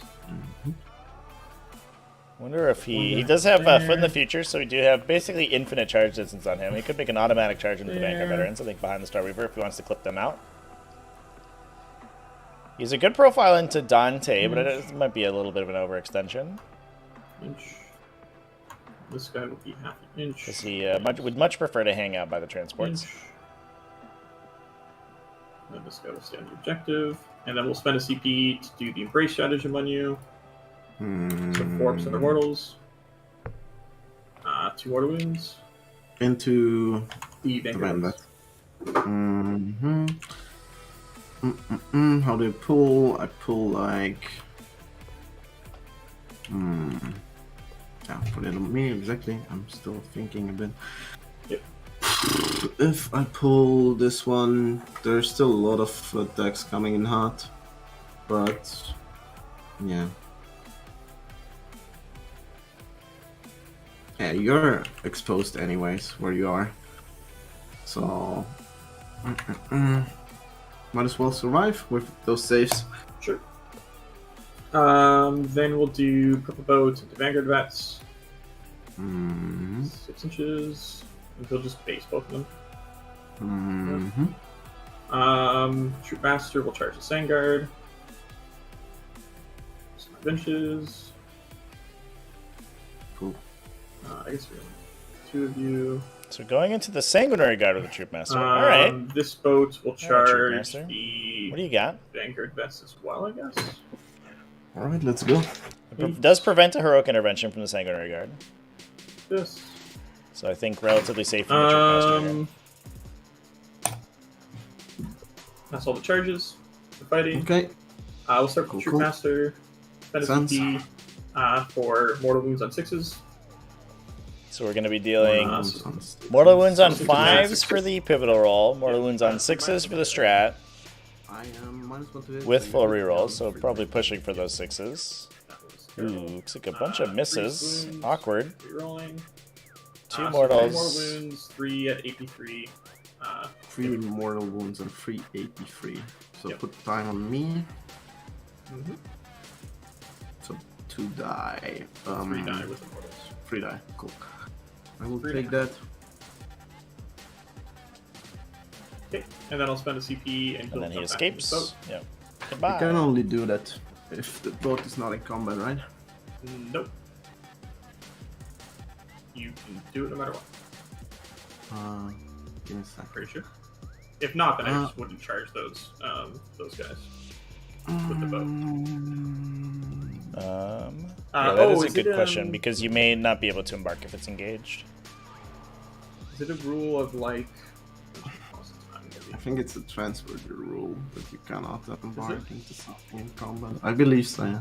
Can pause for that if we double Yeah, check that. it's an embarkation roll. Oh, okay. Then if it's fine, then this boat just wouldn't charge you then. You'll just Yeah, skip. it's sure. It's because if you changes like the outcome of the game, but yeah, I guess I mean, you didn't know it. So, I just didn't. I forgot that rule existed. So yeah, 'cause, I mean, my intention the whole time was to put the Troop Master back in there. That's why the boat was there in the first place, right? So yeah, makes sense. Gonna be a good sportsman and give it to you, so. okay, thanks. Do you want to interrupt? Yeah, fair enough. That's a little bit of a weird one. There's not too many situations where there is the ability to embark into an engaged transport, or a game state in which you try to embark into an engaged transport. But I'm sure it comes up pretty often, or relatively often for Harlequins, more often than it does for other factions. So, ask about an interrupt here. It doesn't look like we have any good interrupts. Could interrupt with the Vanguard Veteran Sergeant. It would be nice to clip these players, especially if the Starweaver bounces on the Void Master. Could make the engagement awkward for the Vanguard in the center, but All right. I actually do wonder how much it affects that. Mean that this guy lives, so might as well do it. The outcome. I guess what the Troop Master embarking here means it doesn't get charged in the subsequent turn, Or I guess you are. Yeah. but it still wouldn't be able to be attacked with a Sanguinary Guard. 4 hits, and I won't get on 2s. Okay, so 4. Kill 3. Do they do mortals to you? Yeah. Oh wow. Oh, they all do. Pretty cool. Well, trade the 2 CP for most of a Harlequin player troop, which you can't be too upset about. Now, so I'll just do the boat into your Voidsman. But now this Voidsman actually is very important, because the Voidsman may be contesting that objective.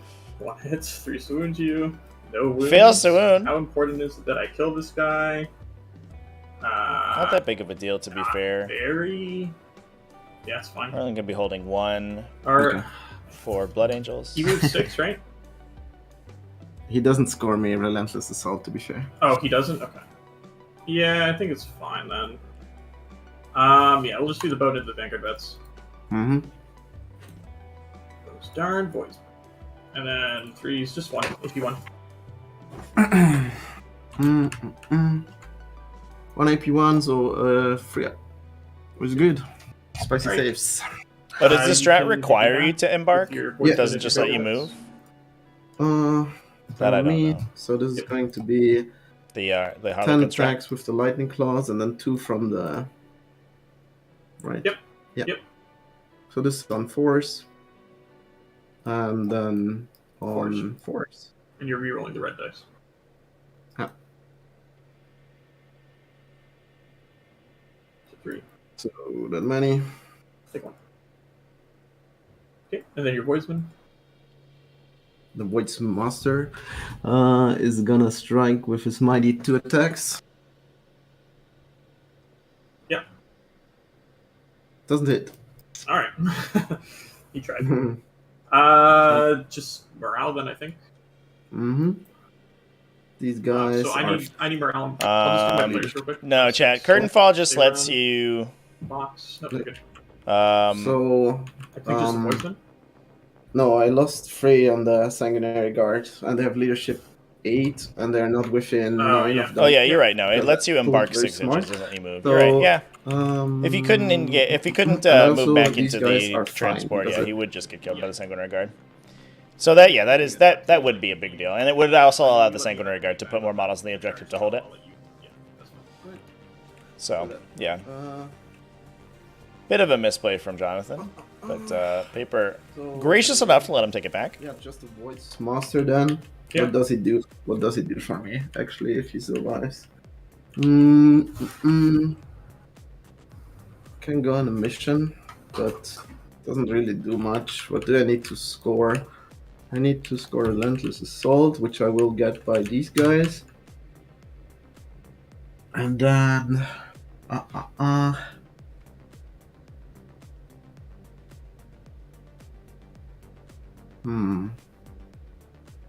Oh, Spanners. No, I don't think he does much for me. You can't so I'm heroic just gonna intervention roll when you're them all. engaged, chat. Sure. Which is why the Sanguinary Guard didn't So intervene. that's 3, and he lost 4. He's fine. His leadership 7. Yes. Okay, then you're scoring. You did already score? Or? Yep, I already got it. Yeah. Then I get 4 because you achieved what I did not last turn. And you got 2 banners. 2 banners. Oh. Zeno No, you killed this banner, Oh right? yes, Yeah, only it should one. just be one banner this turn. Yep. Cool. Amazing stuff. And I only We killed have- 2 units that turn. The Vanguard Vets in the middle, and then the Land Speeder, I think, right? Yeah, but you get Deadly Assault, yeah. Well, it was more so for the Recover the Relics.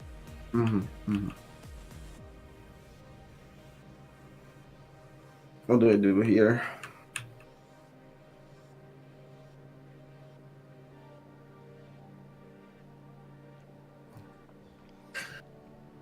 So in a bit of an interesting So the situation Vanguard Vets are gonna for the Blood Angels. We do have one more Vanguard veteran unit in reserve that can pop out. Definitely, I think would have liked to have seen that green player troop get removed. That would have made the push for the center a little bit more awkward. But the inability to kill these transports before the fight phase for the Blood Angels is really hurting them. Because this is... I wonder if we just push super hard this turn and try to start removing Void Weavers. I actually think I would like to see the Red Sanguinary Guard Squad push forward and try to clip these Void Weavers, and they can score Relentless Assault. No, it's only 1 inch engagement. We could even keep the Vanguard veterans in melee to just continue to poke people. Okay, cool. So these guys... Yeah, Voidsman is alive, contesting the objective. So he'll actually stick around on that objective, I believe. We should probably pick up these players with shooting if the Sanguinary Guard decide to push.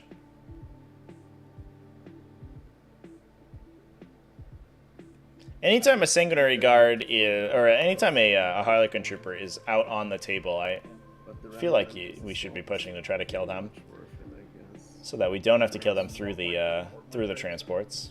That awkward part is that Troop Master is going to be a real thorn in the Blood Angel side for the entire game. Not much we can do about that. And we do have interrupts available for both players. But I think there's only one troop that we really want to push for. So the white troop should get picked up by the Vanguard veterans on Objective 1, I have to imagine, and Dante. I do wonder if we have something that can clear the green troop. We did give rerolls to the red Sanguinary Guard, and we are in Assault Doctrine. I'd love to see those guys go push for these Void Weavers. There's a pretty reasonable chance that with reroll, or I guess they can't reroll against the Void Weaver, so it does make things a little bit more awkward. But I think that's the highest value target they can get to, and they could potentially score Relentless Assault if they make the charge. So I feel like that's pretty good for them. Let's do command phase stuff first. Dante's gonna give the Chapter Master 2 Purple Lightning Claw, guys. This is the wrong one. Up, up. Where is it? Here. Boing. What can I do? Can I surround 2 boats? Let's kill something with them. They're dangerous claws. Looks a bit grim, this situation. Need to push you on 4. Which I will. Yeah, so there are Rights of War down on Objective 4. And if I push here, what can actually... So if the Sanguinary Guard move out to move to Objective 4, they can probably kill the players on the way. And then take the objective with Rights of War. But the problem is they get sort of descended upon by Harlequin troopers.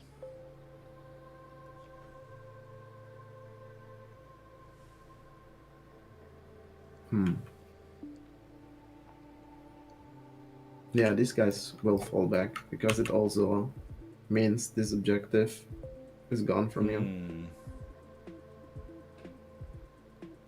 Yeah, I'm not sure about that move, Joe. Resident. Then 2, like that. Nice on it. It's so hard to... no, I guess he's not yet. Yeah, watch the extended engagement range, though, from the Weaver. Yeah. Better look out. 2-inch engagement range. Uh-oh. So Right. dumb. Yeah, it's a bit... But I think... No. So... pull a bit back. Yeah, you can't have them both on the objective and in my deployment zone, I don't think.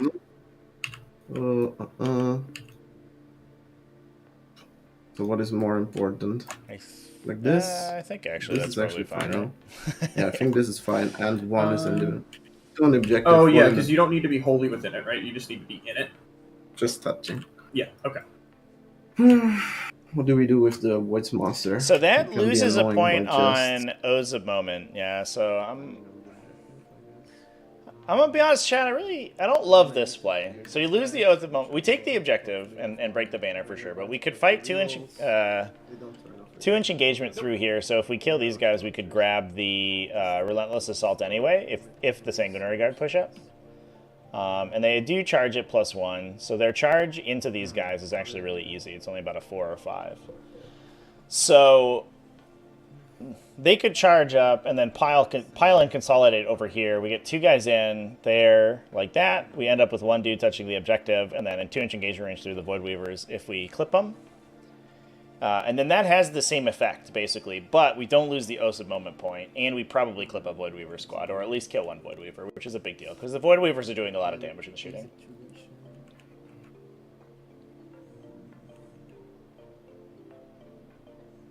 They use my... Kind of want my banner back. So, in order to put a banner... Yeah, then these guys need to be gone. We learned that this game.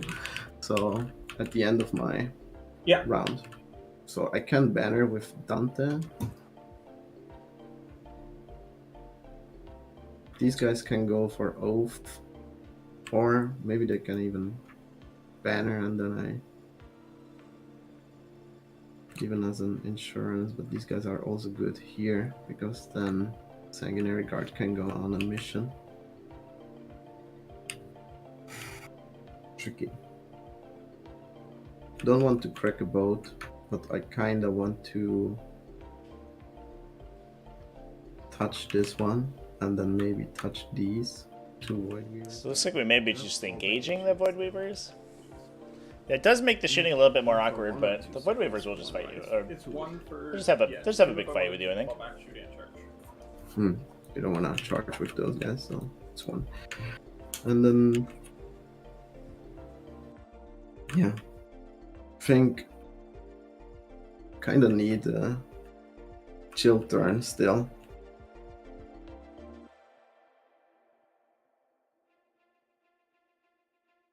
Which is not great, because you can always go for the same play here. Then I need to make sure the Sang Priest is somewhere here and gives obsec to my boys. To both units actually. So these guys and yeah, I think that's the play. And then just not sure yet what I do with these red Sang guards there. Kill points 1, 2, and for no point transport, there is only this transport that is empty and I'm not white scars, so no, I can fall back and charge. So everything else, cracking transports, just bad, I think. But this lone Void's Master can actually just already deny that, right? Yep. So I think that's the play there. And then I need to kill those, otherwise you will heroic. So trying to force Brave Void's Master. Harlequins down to a 4-point primary turn because of the Void Master. Good job. But not moving the Sanguinary Guard forward. I think that what we end up running into probably late game here is that the Sanguinary Guard, you know, this is bottom round 3. We're going to be moving into round 4 next turn. The potential issue is that the Sanguinary Guard end up in a position that isn't aggressive enough to really be able to contest the Harlequins' objectives in the coming turns. At least, especially this home objective, which still has a banner on it, which is being sat on. Whereas the Harlequins are pushing really far forward, I think the Sanguinary Guard end up just defending this objective and not really contributing too much to the game. Although, obviously, with it, you know, +1 to advance charge, they do potentially have the ability to push up the table if they need to.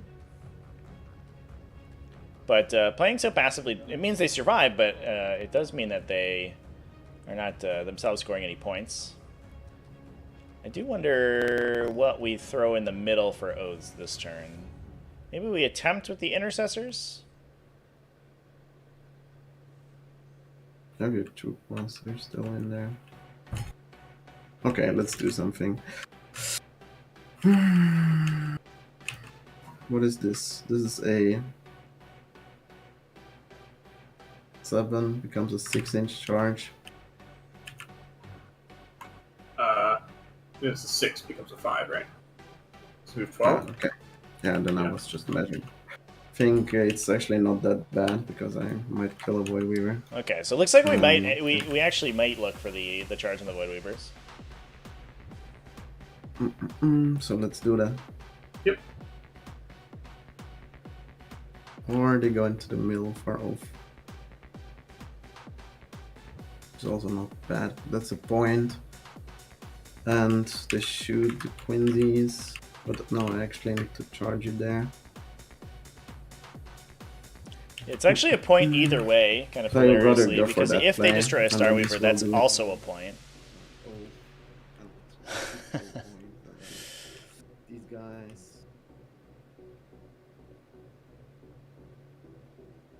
Just raise it. Yeah, I don't know. Unless we're pushing onto Objective 4, I don't really know where we're getting our vehicle kill this turn. Raise a banner here. So we've sort of traded a point on the we've traded the Sanguinary Guard fighting the Void Weavers to go to the middle. We're just trading a point for a point, except one of them ends without a Void Weaver being dead. We do have to kill those players with something, but this feels like an overcommittal to hit them with 4 Sanguinary Guard. Let's see. And, what do I do with yellow squad? So I have We do have a everybody Vanguard in veteran there. squad in reserve. That's right. But But the screening is good for the Star Weavers. Could give those guys obsec in order to... No, I don't, because I just kill you. Yeah, if you kill them, then you don't. Yeah. Then I don't need obsec, but then it's still not great because next turn you can again push me on a 4, so I kinda need to get Sanguinary Priest here. And then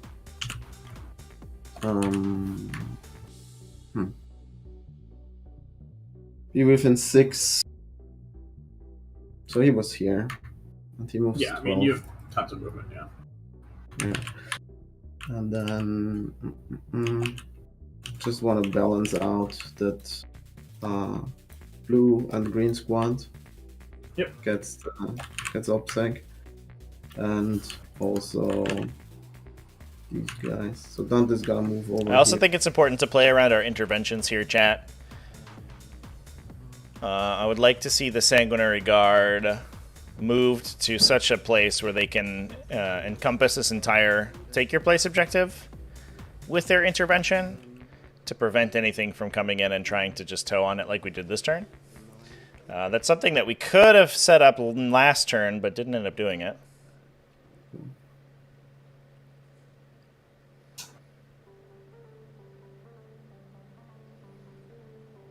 Do 4 Sanguinary Guards kill 2 Legion 2 players? I guess so. So what we do here is this wing.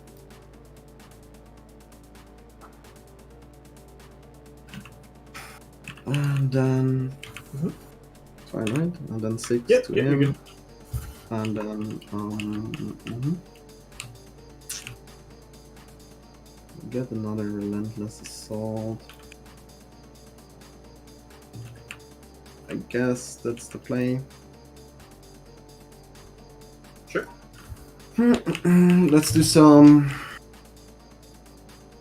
These guys cannot fall back any better. No, there's no strength. No. Okay, let's do some shooting then. We will start with Dante bannered. Yeah. These guys bannered, and there's still a banner here. And let's start shooting. Green squad, everything into the players here. So that's 14 shots. I'm Young Port, outside of thanks for 9. welcome to the hobby. So no reroll Glad the videos have been helpful for you. No, it's you're not -1 to hit in shooting, so it's freeze. All right, boom, and then freeze, Yeah. and then force. So So bleed in 2. Because they're 1 damage each, right? They are 1 damage each. Yes, correct. Though. So picking out a couple players, it makes the job of the Vanguard veterans much easier.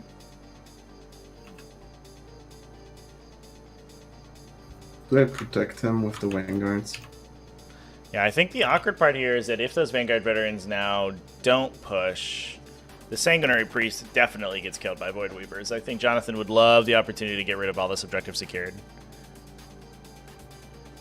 In the back, need also to be very brave. So the second squad just shoots in here. Yep. Let's go.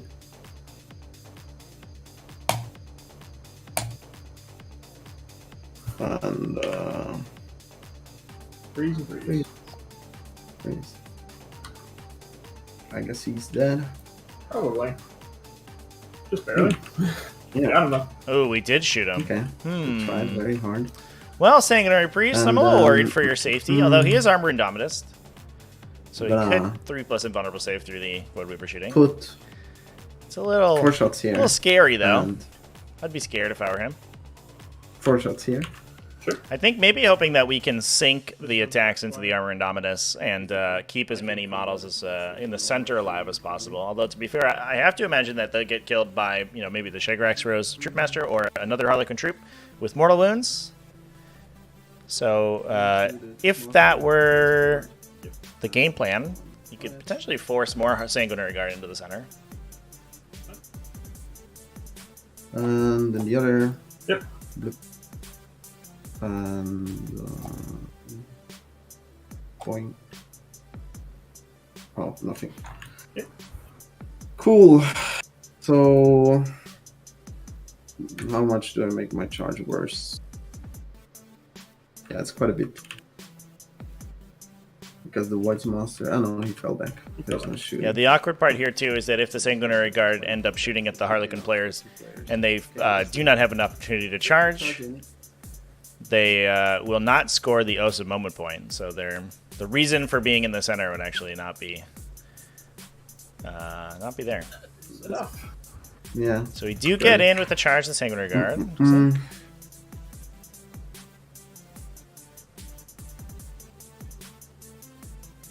So 6 inches right now. So I will say, despite the fact that it is looking a little dicey for Blood Angels, they are scoring at least on par with Harlequins, which is, at the end of the day, good for Blood Angels because they do have bottom round 5 scoring, so they have the ability to get that 12-point primary turn on the bottom of round 5 if they survive, which is one of the reasons that we are playing so defensively with them. So Banners is slightly in favor of Harlequins, as we discussed beforehand. We're going to be getting only 1 Oath of Moment point this turn, however, but we do get the 4 on Relentless Assault, so put us to a 12 there. Ooh, that was a lot of 1s to roll against these players. Looks like we do exactly kill them, is that right? One guy dies. And 1 gets killed in mortal wounds in response. To the pile. No, this thing. Okay. Cool. The morale, I don't think. No, nothing. Yeah, so protecting the center objective with our heroic interventions there. Although I have to imagine that these Sanguinary Guard get killed. So you could potentially peek a guy on this side and be outside of the 6-inch intervention from the Sanguinary Guard squad. But that does mean that if they're getting killed with shooting, they're not being... The shots aren't going into the Sanguinary Priest or the Vanguard veteran, so you're not super upset about that, but it is still a little bit worrisome. So, points looking fairly even, but in terms of models destroyed, we are looking significantly worse for Blood Angels. They do have this packet of unrelenting fury sitting in the back here, but the downside is that we've left a ton of troops alive for the Harlequins to play with. Basically, I think we've only removed 2 actual troop squads. These are the first 2 troop squads to get killed. This red troop squad in the back is just chilling, screening at the back line, and the green troop squad did not get attacked last turn. We have a 4 on primary because Harlequins only hold 1 objective, chat. They hold objective 6. This one is being controlled by the Vanguard veterans. This one is being contested by the Voidmaster. The other ones don't have enough stuff on it. I don't really know why you always do it separately. Just do the full move, no? Well, it's because the vehicle's an odd shape. Mm-hmm. So you can't just like... Yeah, it's different. Alright, yeah, I get it. They will... let's see, you only have the Sanguinary Priest on there. I so believe top is controlled. I don't know if the Star Weaver is on this objective. I'm not sure that it is. So 6 from this guy. Already has it, but he's on an angle. It's like approximately somewhere like that. Sanguinary Priest just has a 3-inch heroic, right? Correct. So you have a space. Yeah, not pushing our heroic on this green squad, the Sanguinary Guard squad again. Ugh. I would love to see these Unbridled Ardors trigger, chat. But it's just not happening. Just put a model here. Just sand them here. Say, it's fine. I'll get attacked by a guy, but at least I get to kill an entire Harlequin player tree on my opponent's turn if he pushes for a 3-point.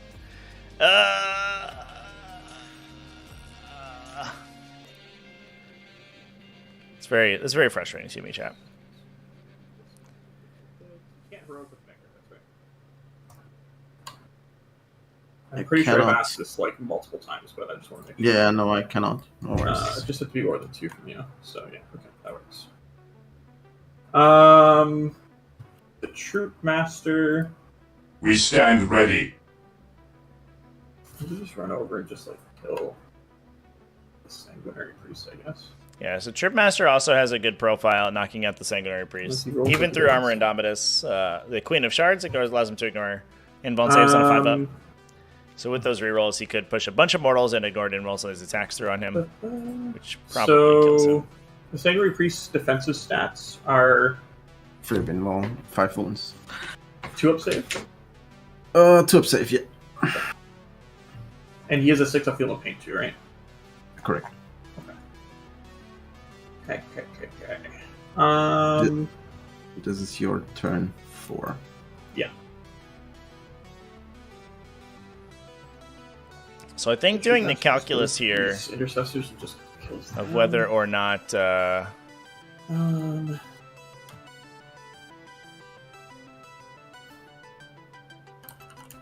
yeah, of what we need to do for Blood Angels to be able to squeak out that round 5 objective. It doesn't look like... I mean, I would be shocked if there was a way to take this objective away. There's no way I'm going to take this one. Jonathon is literally just iterating it. I think even if he removes the objective secure from the Sanguinary Priest, gets a Harlequin Trooper touching the objective, the 2-inch engagement range makes things really awkward for the Sanguinary Guard, and that does trigger their intervention. So I think Paper would happily spend 1 CP to pick up a player troop Bodies. with the Sanguinary Guard squad. Not upset about that whatsoever. I guess So he will be getting at least 4, but these player troops continuing to be able to push down to objective 1 has been brutal. Upside here is that the Vanguard veterans do have objective secured this turn. So currently the Harlequin troop is not holding this objective. But that probably will change as these Vanguard veterans start getting removed by guns. Or if the Sanguinary Priest gets killed by the Troopmaster. I need Void Weavers to shoot there. I need players to hop over here and banner this. I mean, I would have a lot of Shuriken cannons to shoot into them, but like that's so iffy. Because if I don't get 6s, then you're just saving on 2s.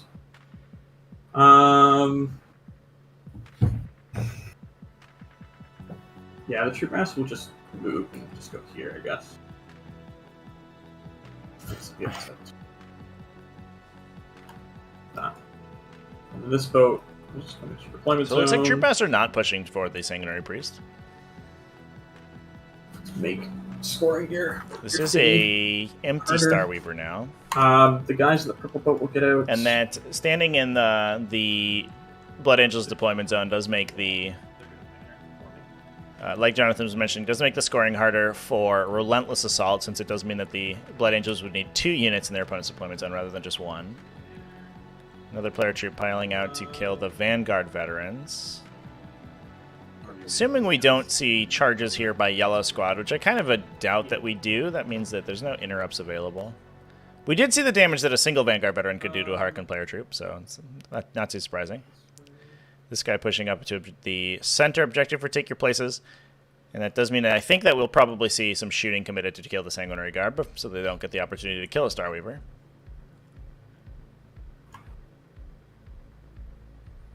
Yes, it does. Go 16 to there with him. And then this one, go to 16 here. Until that. Mm-hmm.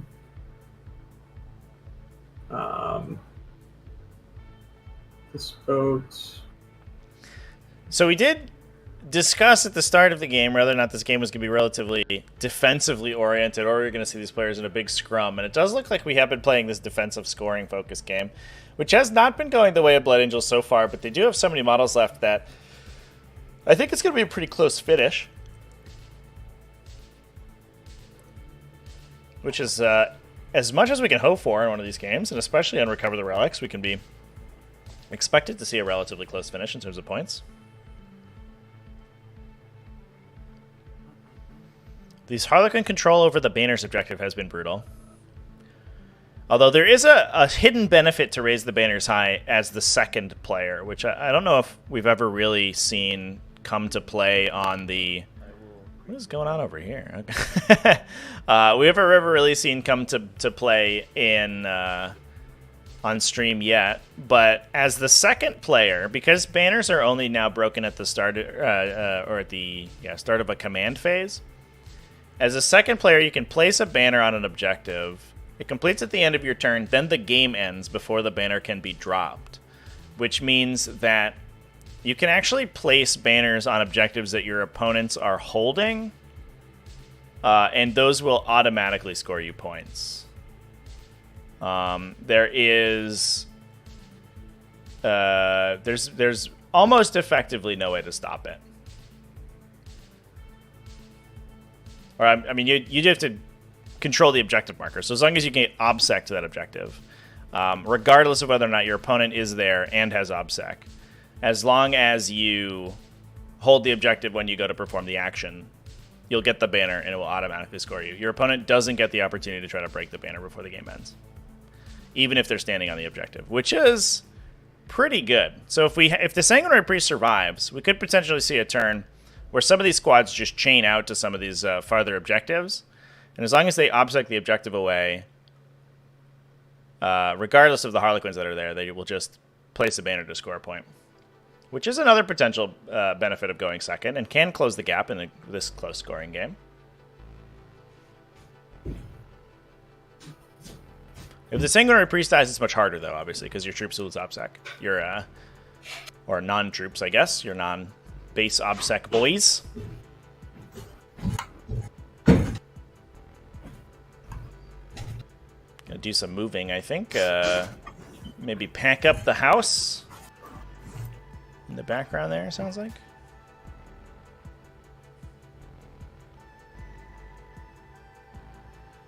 All right. Okay. I think that's the movement phase all done. Yeah, so purple's going to do banner.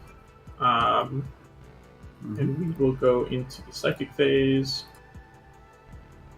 So we will start with Weird Minds. That'll go into the Sanguinary Guard in the middle. Cool. D3 Mortals. Mm-hmm. For 2, and we can roll off. Okay, so Okay. 3 Mortals. 3. The next one. So 3 Mortals. Yeah, 3 Mortals. Okay. And then we'll smite. It goes off. D3 the Vanguard bets for 2. Where's your guy? Right here. Yep. It's into Vanguard bets. Smite's into Vanguard. Cool. Mm-hmm. So 2 Mortals. Just guy. Yep. Alright. Shooting phase.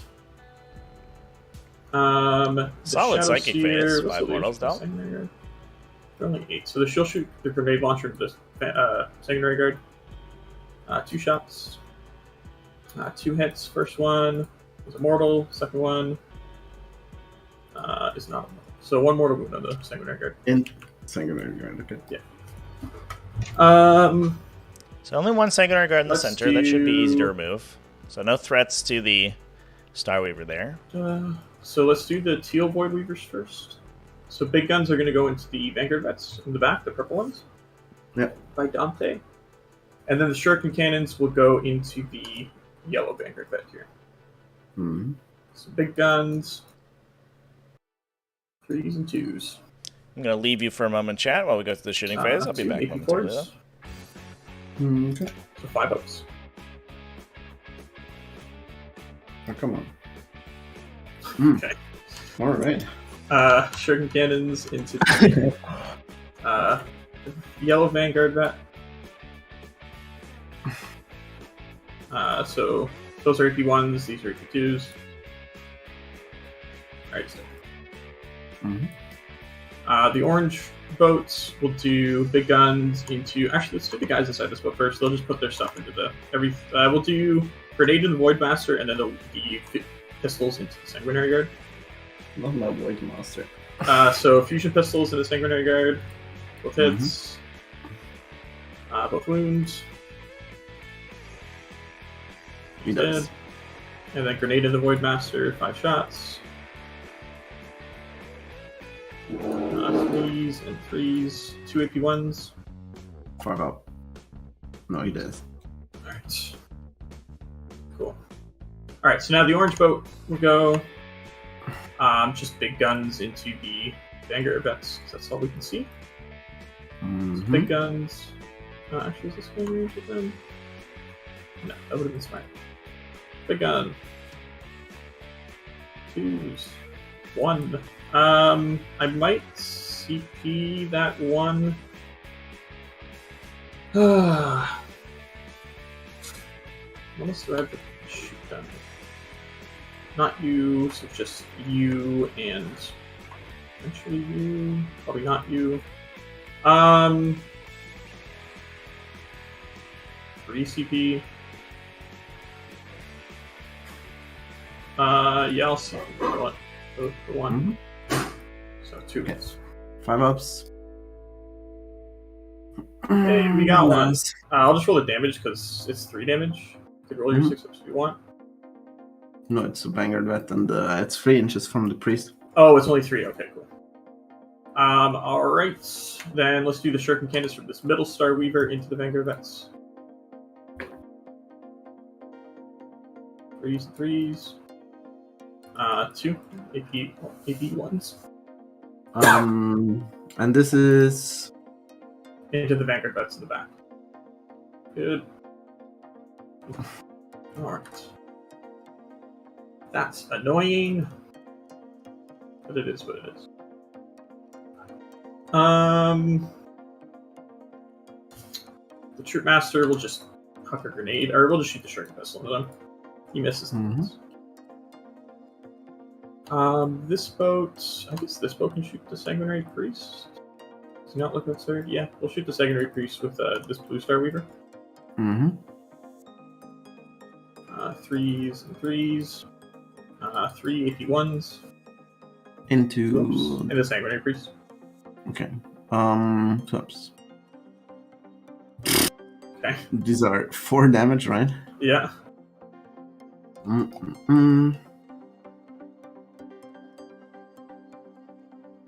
Alright, takes All right. Good job.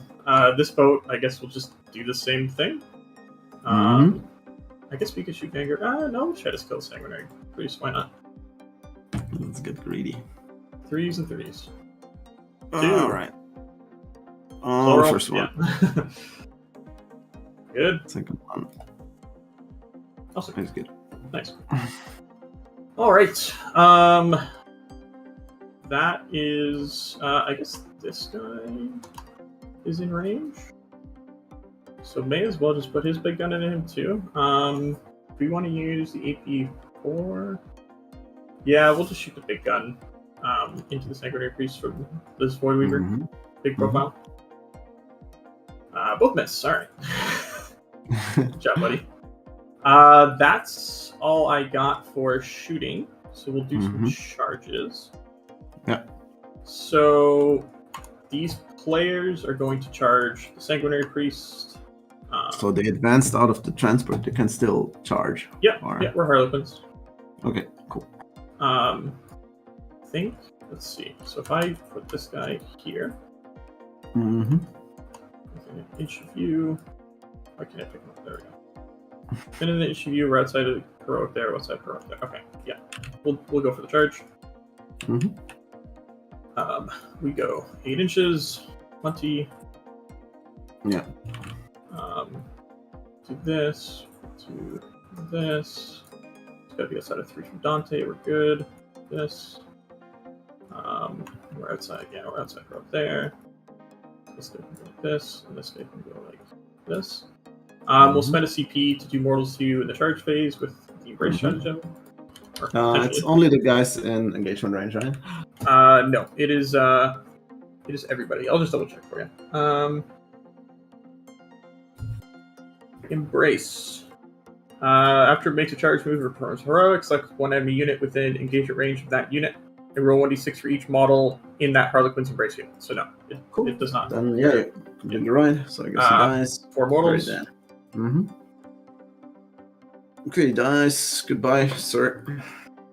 Troop Master will charge the Intercessors. Same with the 6. There. Let's do this boat. Will charge the Intercessors as well. 9.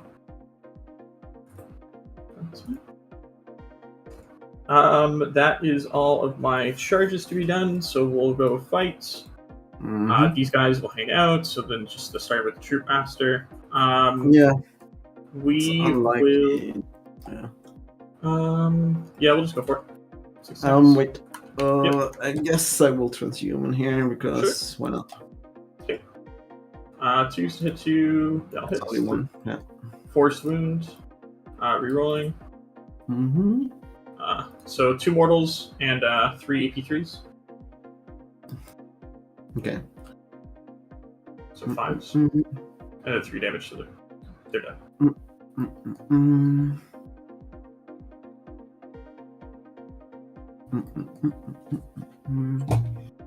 It's unlikely that he lives. Where do I need my CP in this game? Else, I think I have plenty, so I might just risk the surviving. Sure. A return victorious, So I John. spend a CP to reroll this into a 5. Oh, No. guys. Okay, cool. And then I'll spend my last CP to put him back in this boat back here. Mhm. And yeah, that's all I got. I don't think you have any morale to do because they only lost 1. Mm. Yeah, that's fine. So 1, 2, 3, 4. I killed 2 units that turn. Mhm. I get 3 there.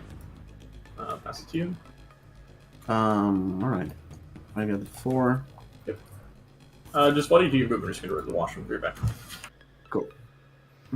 So losing the Sanguinary Priest is going to be a big deal here.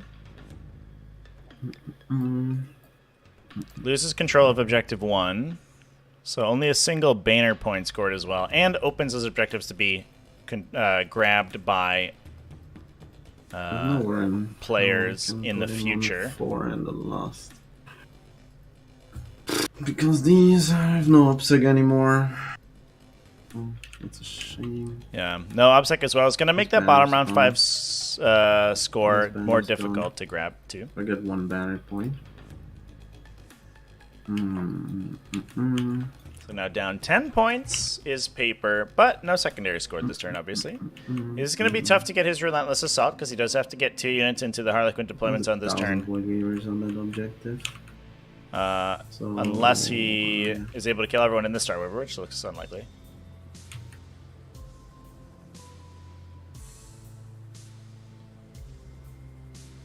No. Don't think I can push him on. Let's calculate a bit. So he will get an 8 here.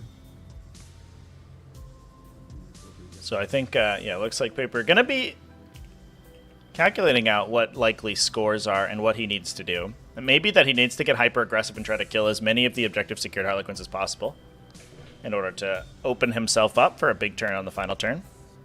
I do think that some... we have talked about some ways he could have contested the secondary objectives or at least set himself up to do so by projecting that Heroic Intervention aura. Allowing this play twice from the player troop back here is a little bit sad. Because that ends up being a pretty big swing over the course of the game. I think 10 points, just about.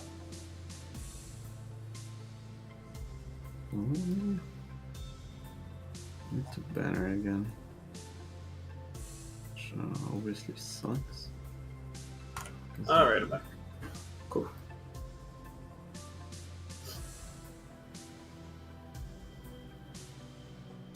What can we do here? 12. Priest would be very useful now.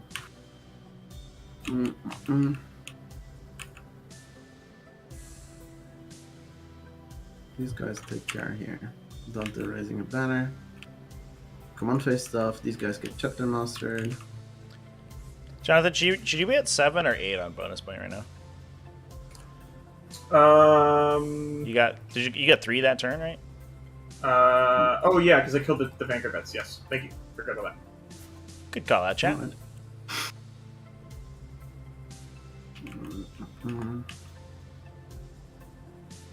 Kind of do with these guys. 12. I think the score is going to be relatively close at the end, so all those points matter. But doesn't really give me anything if I crack that transport. Can I shoot these guys in the back? So they move 12. No, not really. So maybe looking for a push to objective 6 with a Sanguinary Guard unit. No, I think If they can get a charge to the red player troop, they can engage the Void Weavers, there's no comeback from this.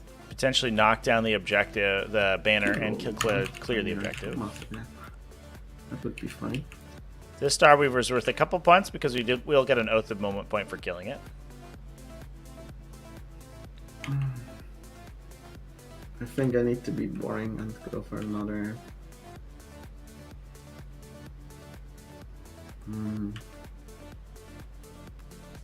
Another low scoring. Another not aggressive turn. So the sad part here is that we are running out of our sort of random little mook units that can go out and grab Relentless Assault. And we'd need a really big push in order to max Relentless Assault. So I think maybe we're hoping for a max and Relentless Assault next turn. Although I have to imagine that the Harlequins are going to be pulling these models back this coming turn. There's very little reason for Harlequins to hold too much at the front of the table, the center of the table, assuming it's going to get killed. The Embarked Star Weavers are going to be brutal for the Sanguinary Guard because they can't really kill them on objectives, but at least they can outnumber them on objectives, so it's not that big of a deal. But this Harlequin troop unit actually just becomes a liability if it's standing here. So I doubt that Paper gets the opportunity to attack it next turn.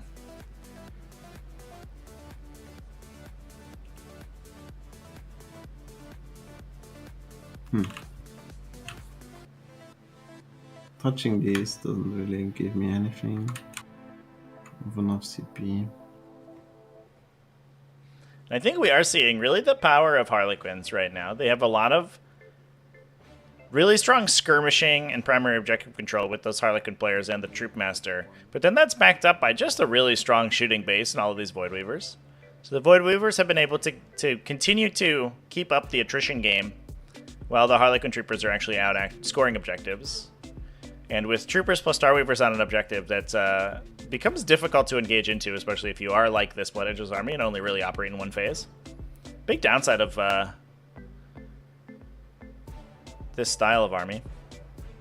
I think Dante needs to be a hero, Dante.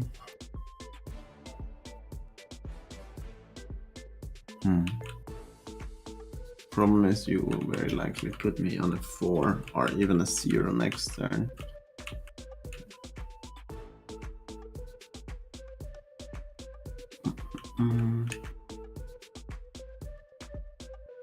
I mean, you do score at the end of your turn.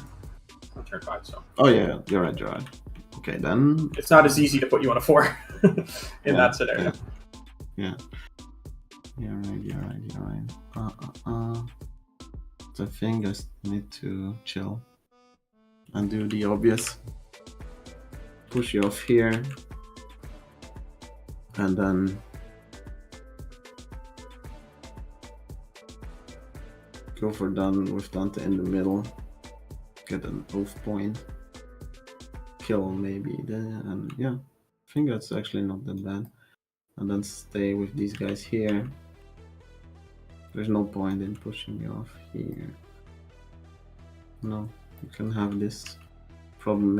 Yeah, I think that's the play. These guys, just as an insurance, go back here.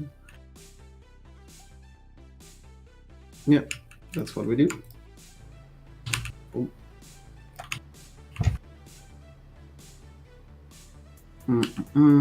Dante fails on the mission. Can see within 6. Yeah, so I guess. 4 on the dice. Dante goes on a mission. So Dante going to be pushing for Yeah, whatever. controlling a center and then, objective. These guys. I'm gonna. We will score objective 1 with the Vanguard veterans. move some Downside stuff here in is there. if we leave objective 1 open, there's a potential for Jonathon to get a 12-point primary, which would be killer, I think. But if these Vanguard veterans get up to objective 3 and contest it, they can even destroy the Star Weaver. That will score an additional point on Oaths of Moment, which will be good. Put the Vanguard veterans in the back here. We will clip the players out between the Vanguard veterans and the shooting from the Sanguinary Guard. Did we leave 2 guys? Beginning of your turn, otherwise. Okay. Wait for us, boys. We're here too. And then that leaves these 2 Sanguinary Guard units to protect this objective. I would love to see a model get placed so that we could intervene over the entirety of the take your place objective to prevent that from being scored out. What do I do with the thing? And that will protect this banner as well. I think you declare a banner action with these Vanguard veterans. And then if you shoot the players to death with the Sanguinary Guard, then the banner completes. But if you don't shoot them, you can just still declare the charge of the Vanguard veterans. It just breaks the banner action. That's one thing that is pretty important in the Nephilim season to keep in mind is the interaction with those new objectives. Yes, we're doing it, chat. Finally, placing this model in this position so that we encompass the entire objectives within 6 inches of him, so he can intervene. That will theoretically prevent a take your places from being scored.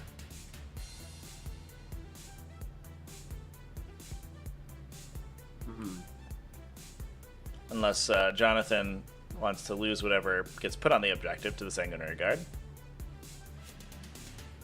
Don't know if there's much in this army they have trouble killing, except maybe a troop inside a Starweaver. So if we put an embarked Starweaver onto that objective, it could be a little bit awkward. That said, I think you can probably block out, unless it's really on there, you can probably block out the disembarkation zone on the objective and make it impossible with a full unit of Sanguinary Guard. Impossible to hold onto, especially since you can actually cover the back end of this objective with a 2-inch engagement range. By standing inside the ruin. Dante shoots backwards into these guys with his infernal. Wait, these guys will also try to banner. There it is. Who's doing what banner? Oh, the Vanguard vets. Yep. Yeah, the Vanguard vets.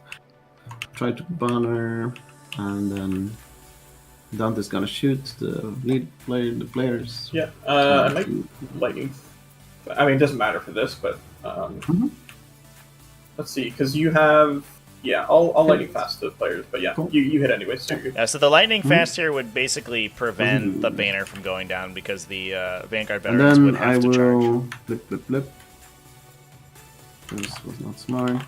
So right. These guys hit on freeze still because they are within Dante. Oh, we're measuring Heirs of Iskali. He gets +1 to hit, right? Quickly. Yeah. So on freeze, rerolling once.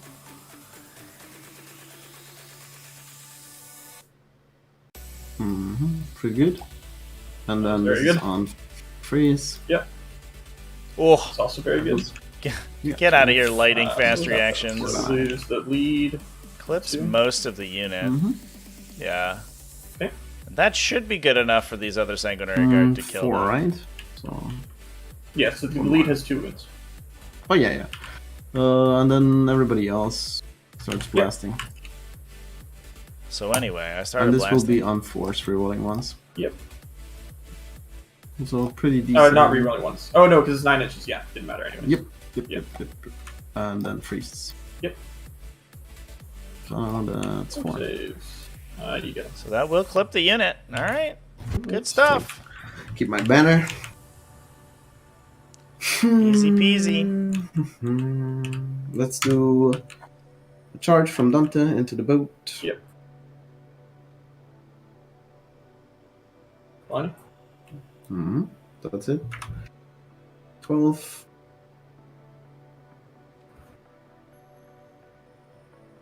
Actually, do this. No, I cannot. Alright. And then these guys into the boat. Yep. 3 ones.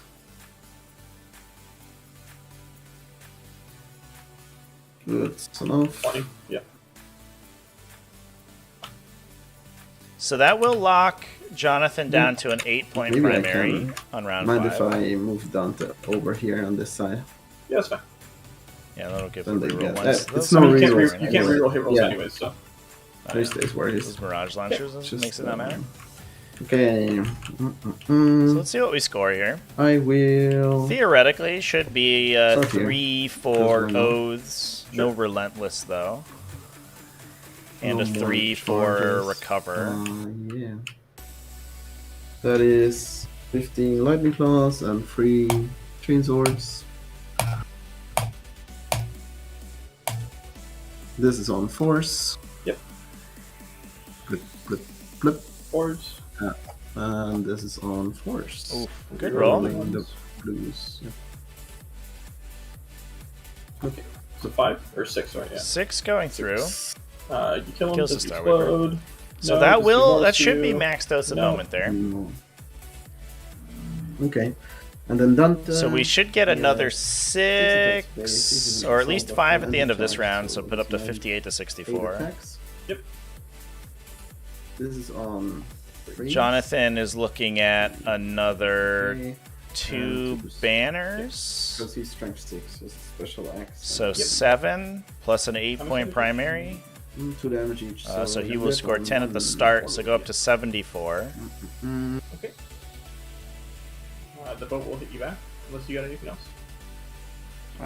And he can probably I will do my grab a 9 on deadly, or grab another 3 on deadly performance for a 12. Yeah, so 2 It's ups. 2 ups, yeah.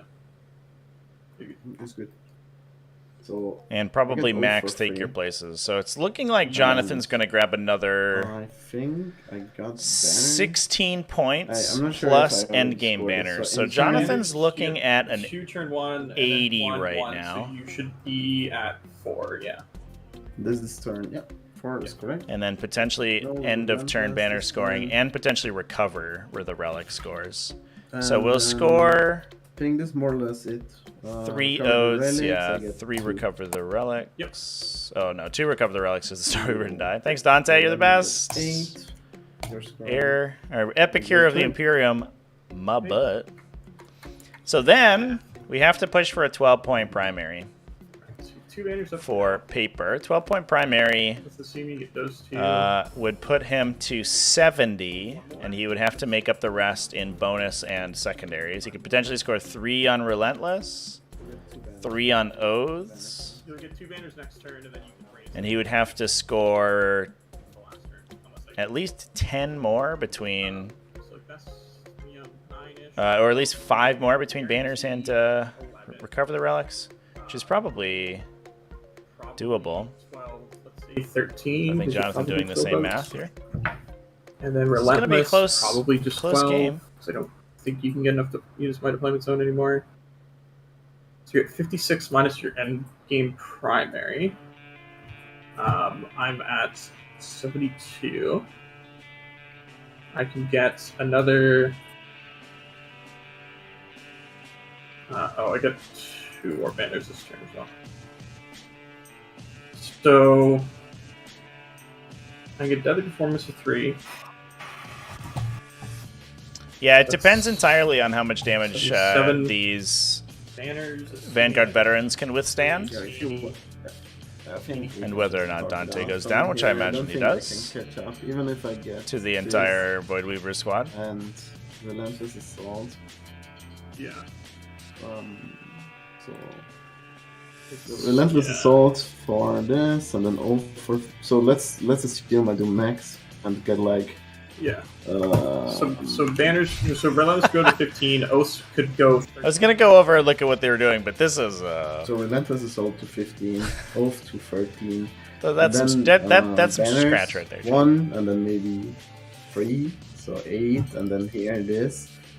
And you will take your places. Yes, maybe look at recover least the 2 relics, there. and 1, then- 2, 3, and then probably 2 here, and then recover the relics for like 1, 2.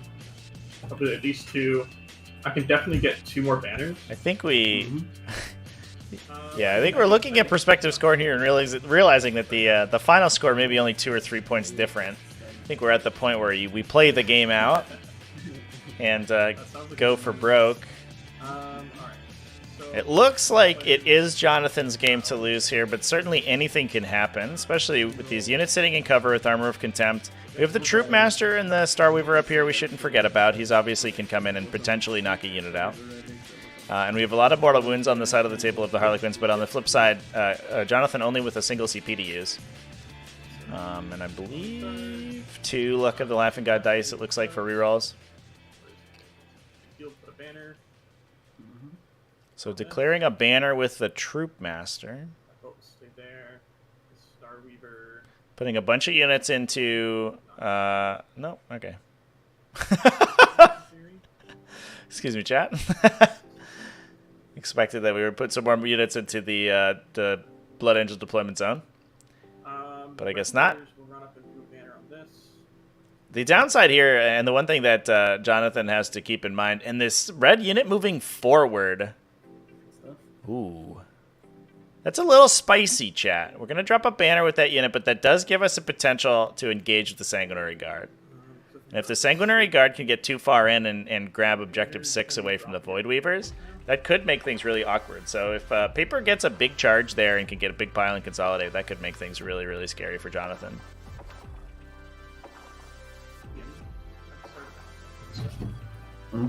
Okay, so you automatically... So I'll automatically get those banners as well, yeah. For 3 points, right? Yeah. Yeah. Cool. So This we can just score now. So you get 3 on banners. I'll get 4 banners. So I have 1, you 2, yeah. 3, 4. Because you also did this. Pretty cool.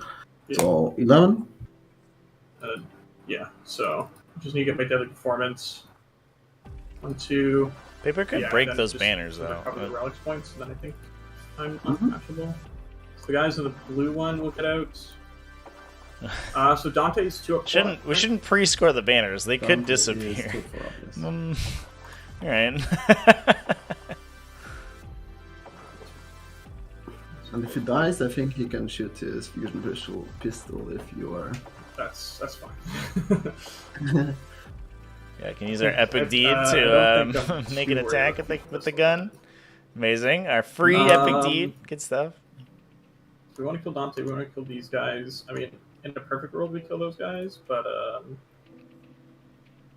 just trust your shuriken. is something to up with kill the him. block to charge you?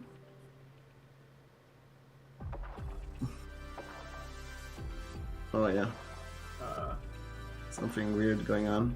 I'm not sure.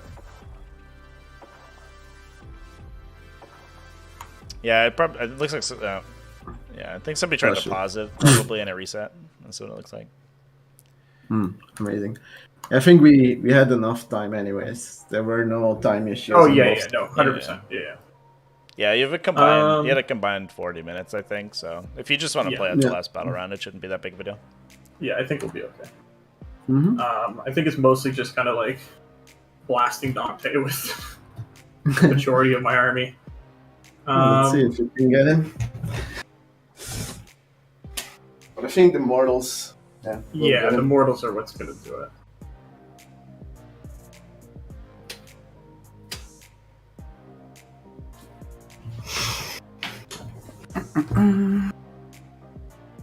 Oh, Mr. Dante. Heard you like shirt and cans. And prismatic cans. Hey, what does this guy do? Not quite enough to get on that objective, I don't think. Oh no, he's on it. But then I'd just be heroic by your guys, so yeah, no, let's not do that. He'll just go on this as well, just to make sure I keep my ticket places. This guy's happy there. Shadow Seer just kind of hangs out here. Just needs to be with an 18 with Dante. Okay, very good. Those Vanguard vets there. I should be able to see them with all the Void Reapers. Yeah. This one will just touch the terrain just in case it matters. And then so we can do that, and then these guys can do that. Yeah, there we go. And are we within 24 of them? Not quite. We'll just nudge forward a bit, just our 24-inch range.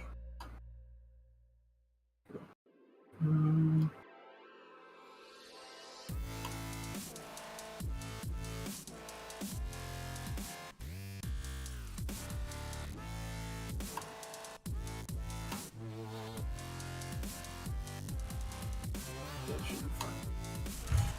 24 out. Cool. Mm-hmm. All right. That is I think that's the movement phase. So we'll go into the shooting or second phase. Sorry, I guess. We will smite you. It's 3 dice. Let's try it again. Smite you. We do for 3 mortal wounds. Alright, down to 3. Ouch. Your minds. We don't. Alright, Dante. Just make every invulnerable save. That's fine. Infinite invulnerable So shooting, saves. Let's the go. Shadow Spear will just grenade launcher. Dante, 3 shots. 2s. And leadership is a lot, probably 10. Yeah. Not 5. Not 5. Not 5. Alright. Very consistent. This Consistently Void Weaver bad. will just put... actually, see the guys in the middle. Those put everything into Dante. So, Narrow Disruptors. I'll use a luck roll on that. 2 mortals. Fusions. Down to 1. Both miss. Shuriken Pistol. Hits. And... wounds, AP1. 2 up. Good. Alright, we'll probably just charge you and just do Embrace strategy at this point. So we'll do this Void Weaver. We'll put we'll just put the Shuriken Cannons from this Void Weaver into Dante, and then the big gun into the Vanguard vets here.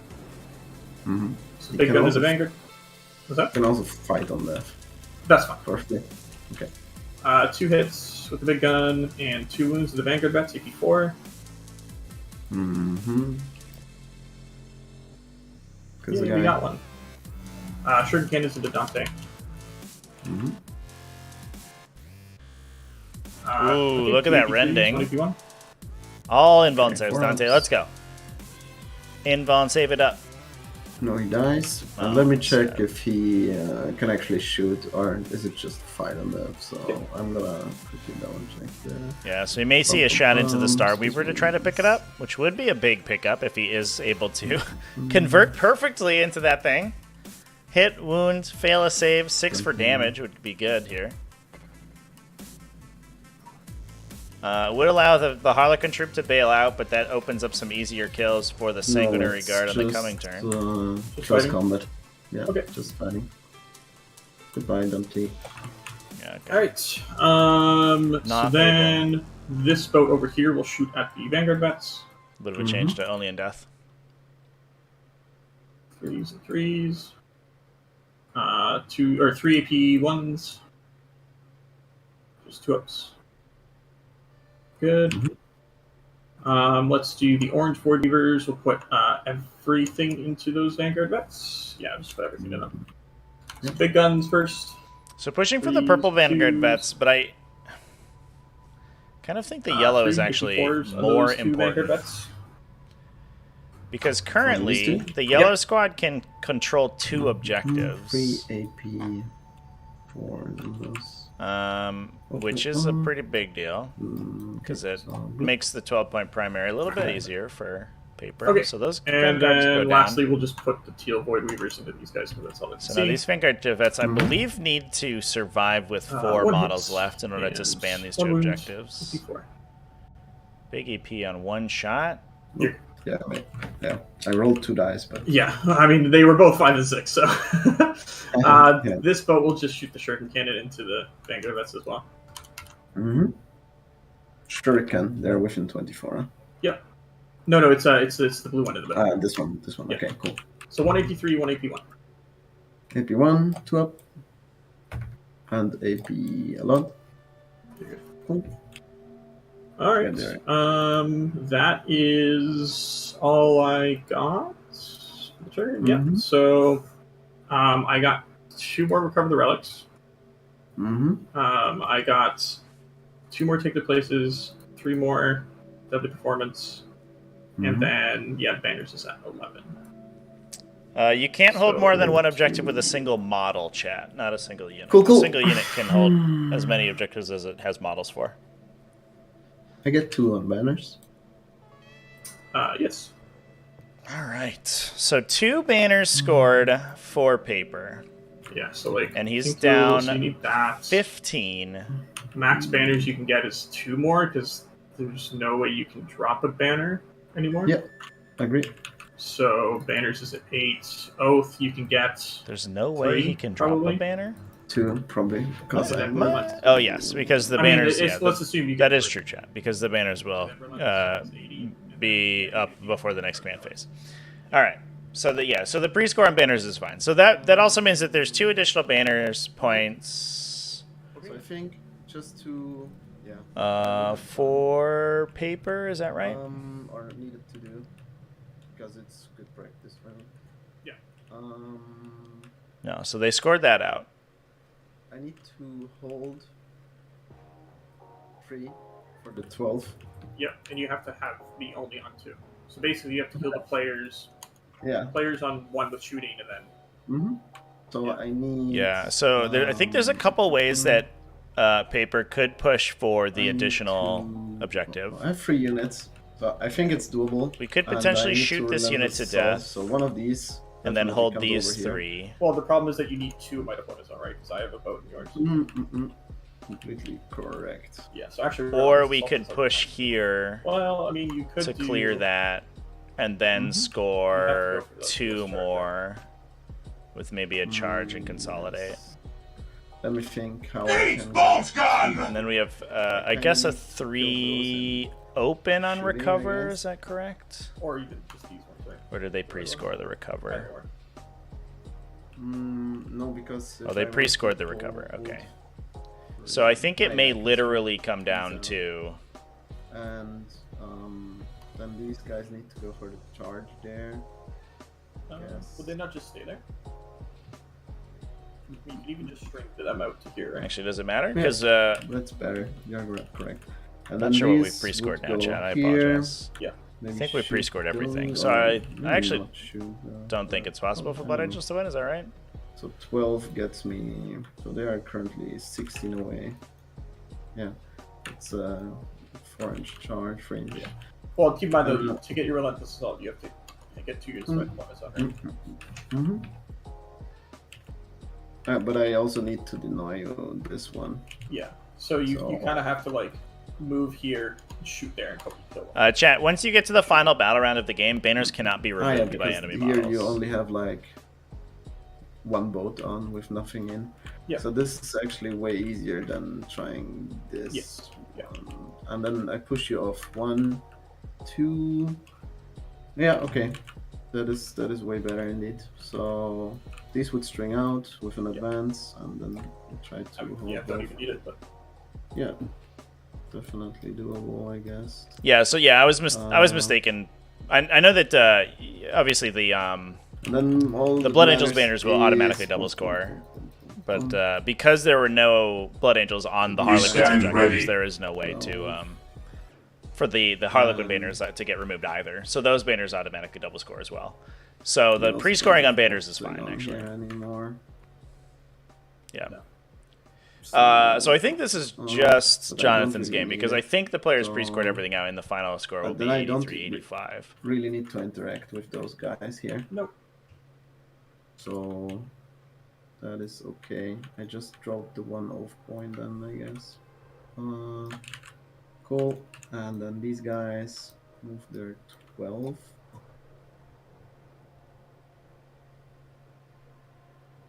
Ten inch away from you. Kill points is a thing, so I think with all my shots I might kill these guys.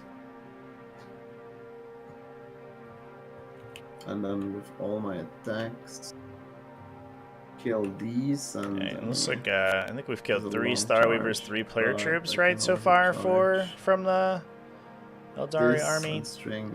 Oh no, I need to relent. So that would be 6 to start with on Recover the Relics, because we killed them over the course of the game and on 1 turn. So we could score up to 9 on the bonus objective. And here you also have troop inside, so. you No, can no, relent- this, all the boats are empty. There's none. Okay. Nobody is.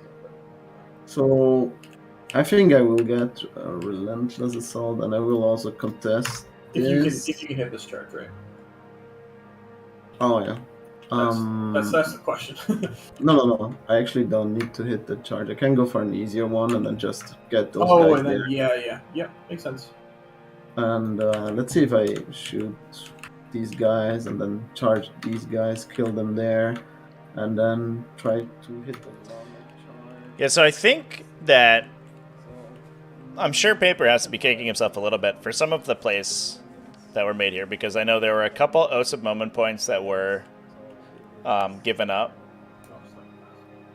And I think a couple of pushes that could have been made to That's 28 shots. potentially get a couple more points over the course of the game, especially like placing models in this objective to prevent the take your places, so that that doesn't score as highly would have been a big deal.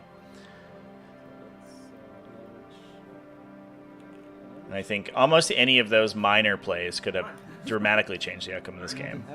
Dang. All right. Way to go, shooting. Good job, Cheat. Good job, team. Everyone's dead.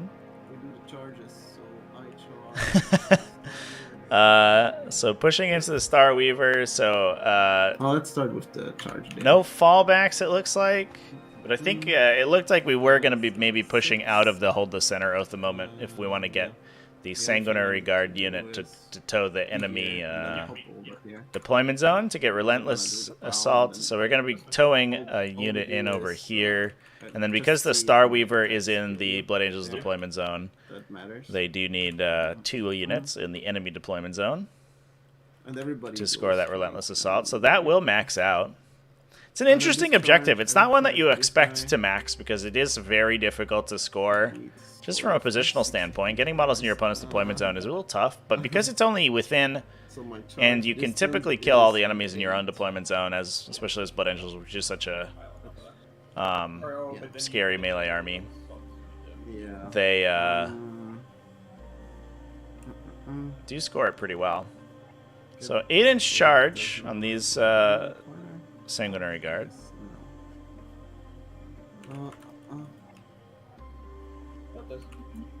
Cool. Because what I can do then is have an additional guy there, and then these are the closest to here. Yep. So that will get me. With a 6-inch move, I will end up here with the one guy, and then. As long as you're closer, yeah, you are close for that one. Yep. Yep. So that is possible, and I don't care about killing this. I mean, yeah, it gives me kill points and move points. It's also important that I keep my coherence. Yeah, so I mean, I let's see think that. your Relentless Assault is 3, whereas killing that is 2, so it's like... Yeah, correct. So something like this, boom, boom, boom. Worst case, I can break.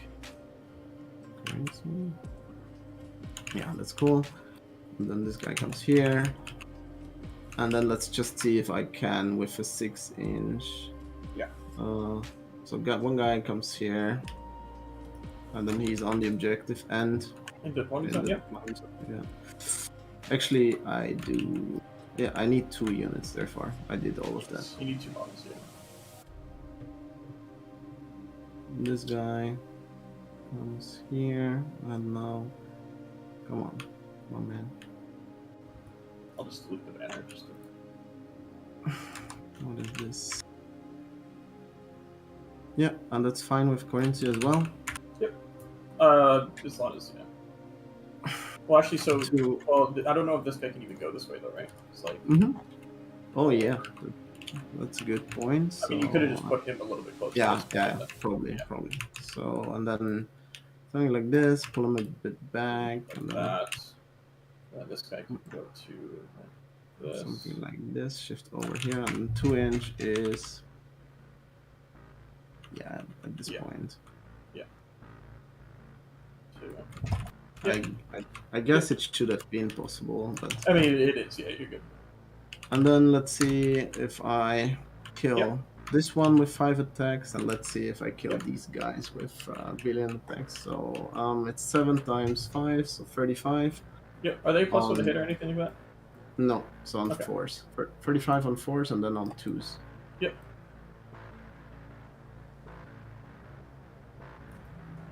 That should be it, but yeah. Both ones. Go a lot of ones. I'll just say 1. See what happens.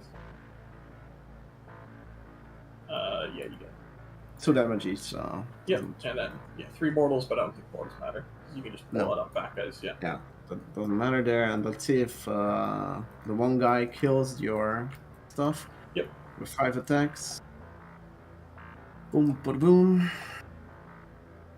I would have CP reroll. May as well. Well, you can't reroll hits. Oh yeah, completely correct. You can reroll the wound though. Didn't need to. 4 right. up. 4 up. Yeah, you're good. Yeah. And then final points are actually I killed 1, 2, Killed 2 units. 2 units, so it's 1 less here. Yeah.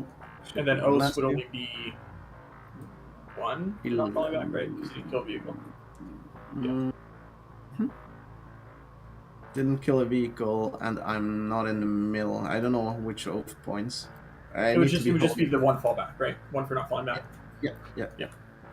All right, looks like we have our final score there, chat. Yeah, that's the end score. So tight game. Oof. Yes. What?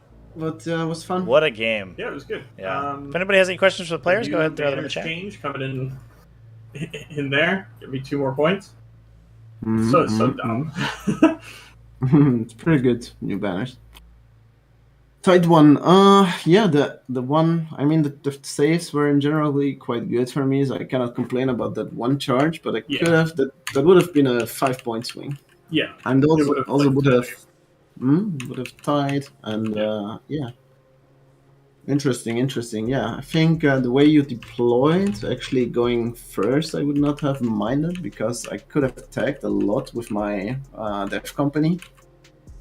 Yeah, I mean, I don't really care if you tag a lot though, right? Because it's like, what am I killing? Dev company?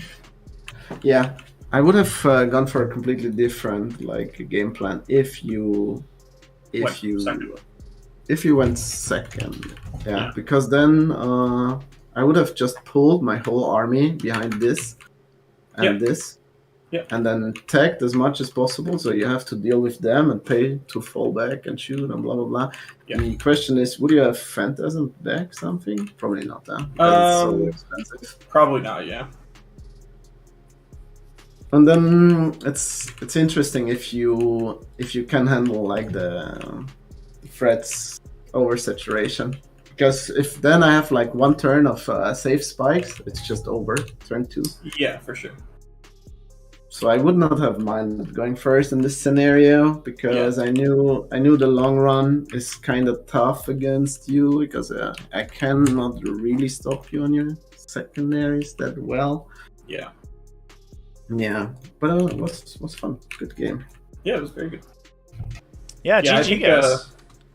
The mortal wounds that I can put out just kind of really screws your army over quite a bit. Yeah. Sorry, what did you say, Trevi? I said good game. That was certainly an interesting one. I think Rook Up for the Relics definitely makes this interesting kind of defensive gameplay. I was curious, Niklas, whether you did ever consider sort of just going for the push and trying to I guess kind of toilet bowl the game into a big fight and hoping that you win, because I do think that the Void Weavers were sort of slowly but surely, I think, kind of pushing the chipping away. Yeah, pushing the advantage bar, I guess, for lack of a better term, into Jonathon's favor. I feel like if I overcommit, then he kills too much of me, and then I've had these games before against Quins. They just have too much output, and I'm good against shuriken cannons as long as I stand in cover. And the problem is if I push out, some squads will end up here and here. So it's I would have gone for that if I went first, going for that. But he was already I think too good in the situation where he could have reacted very well, and I could not have tagged too many boats, and rough game.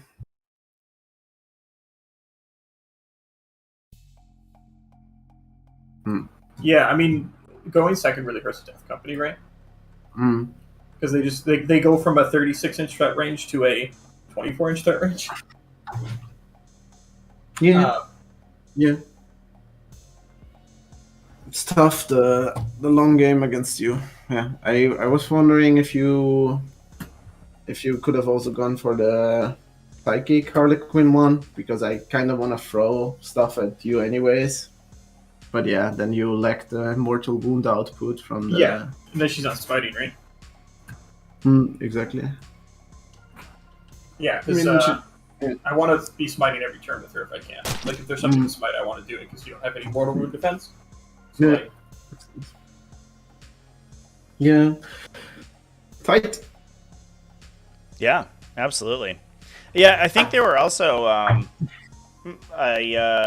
especially some points where I think I would have liked to have seen the Sanguinary Guard maybe like push, especially onto the back, take your places objective, where they could have threatened the Unbridled Ardor onto the whole objective. And I think there was a spot there that you found on the last turn where a guy could have just like poked over and and prevented that play that happened 2 times where the Harlequin troop just comes in and takes your objective and then also holds the take your place objective. Yeah, that was not optimal. So there I could have squeezed a few points around.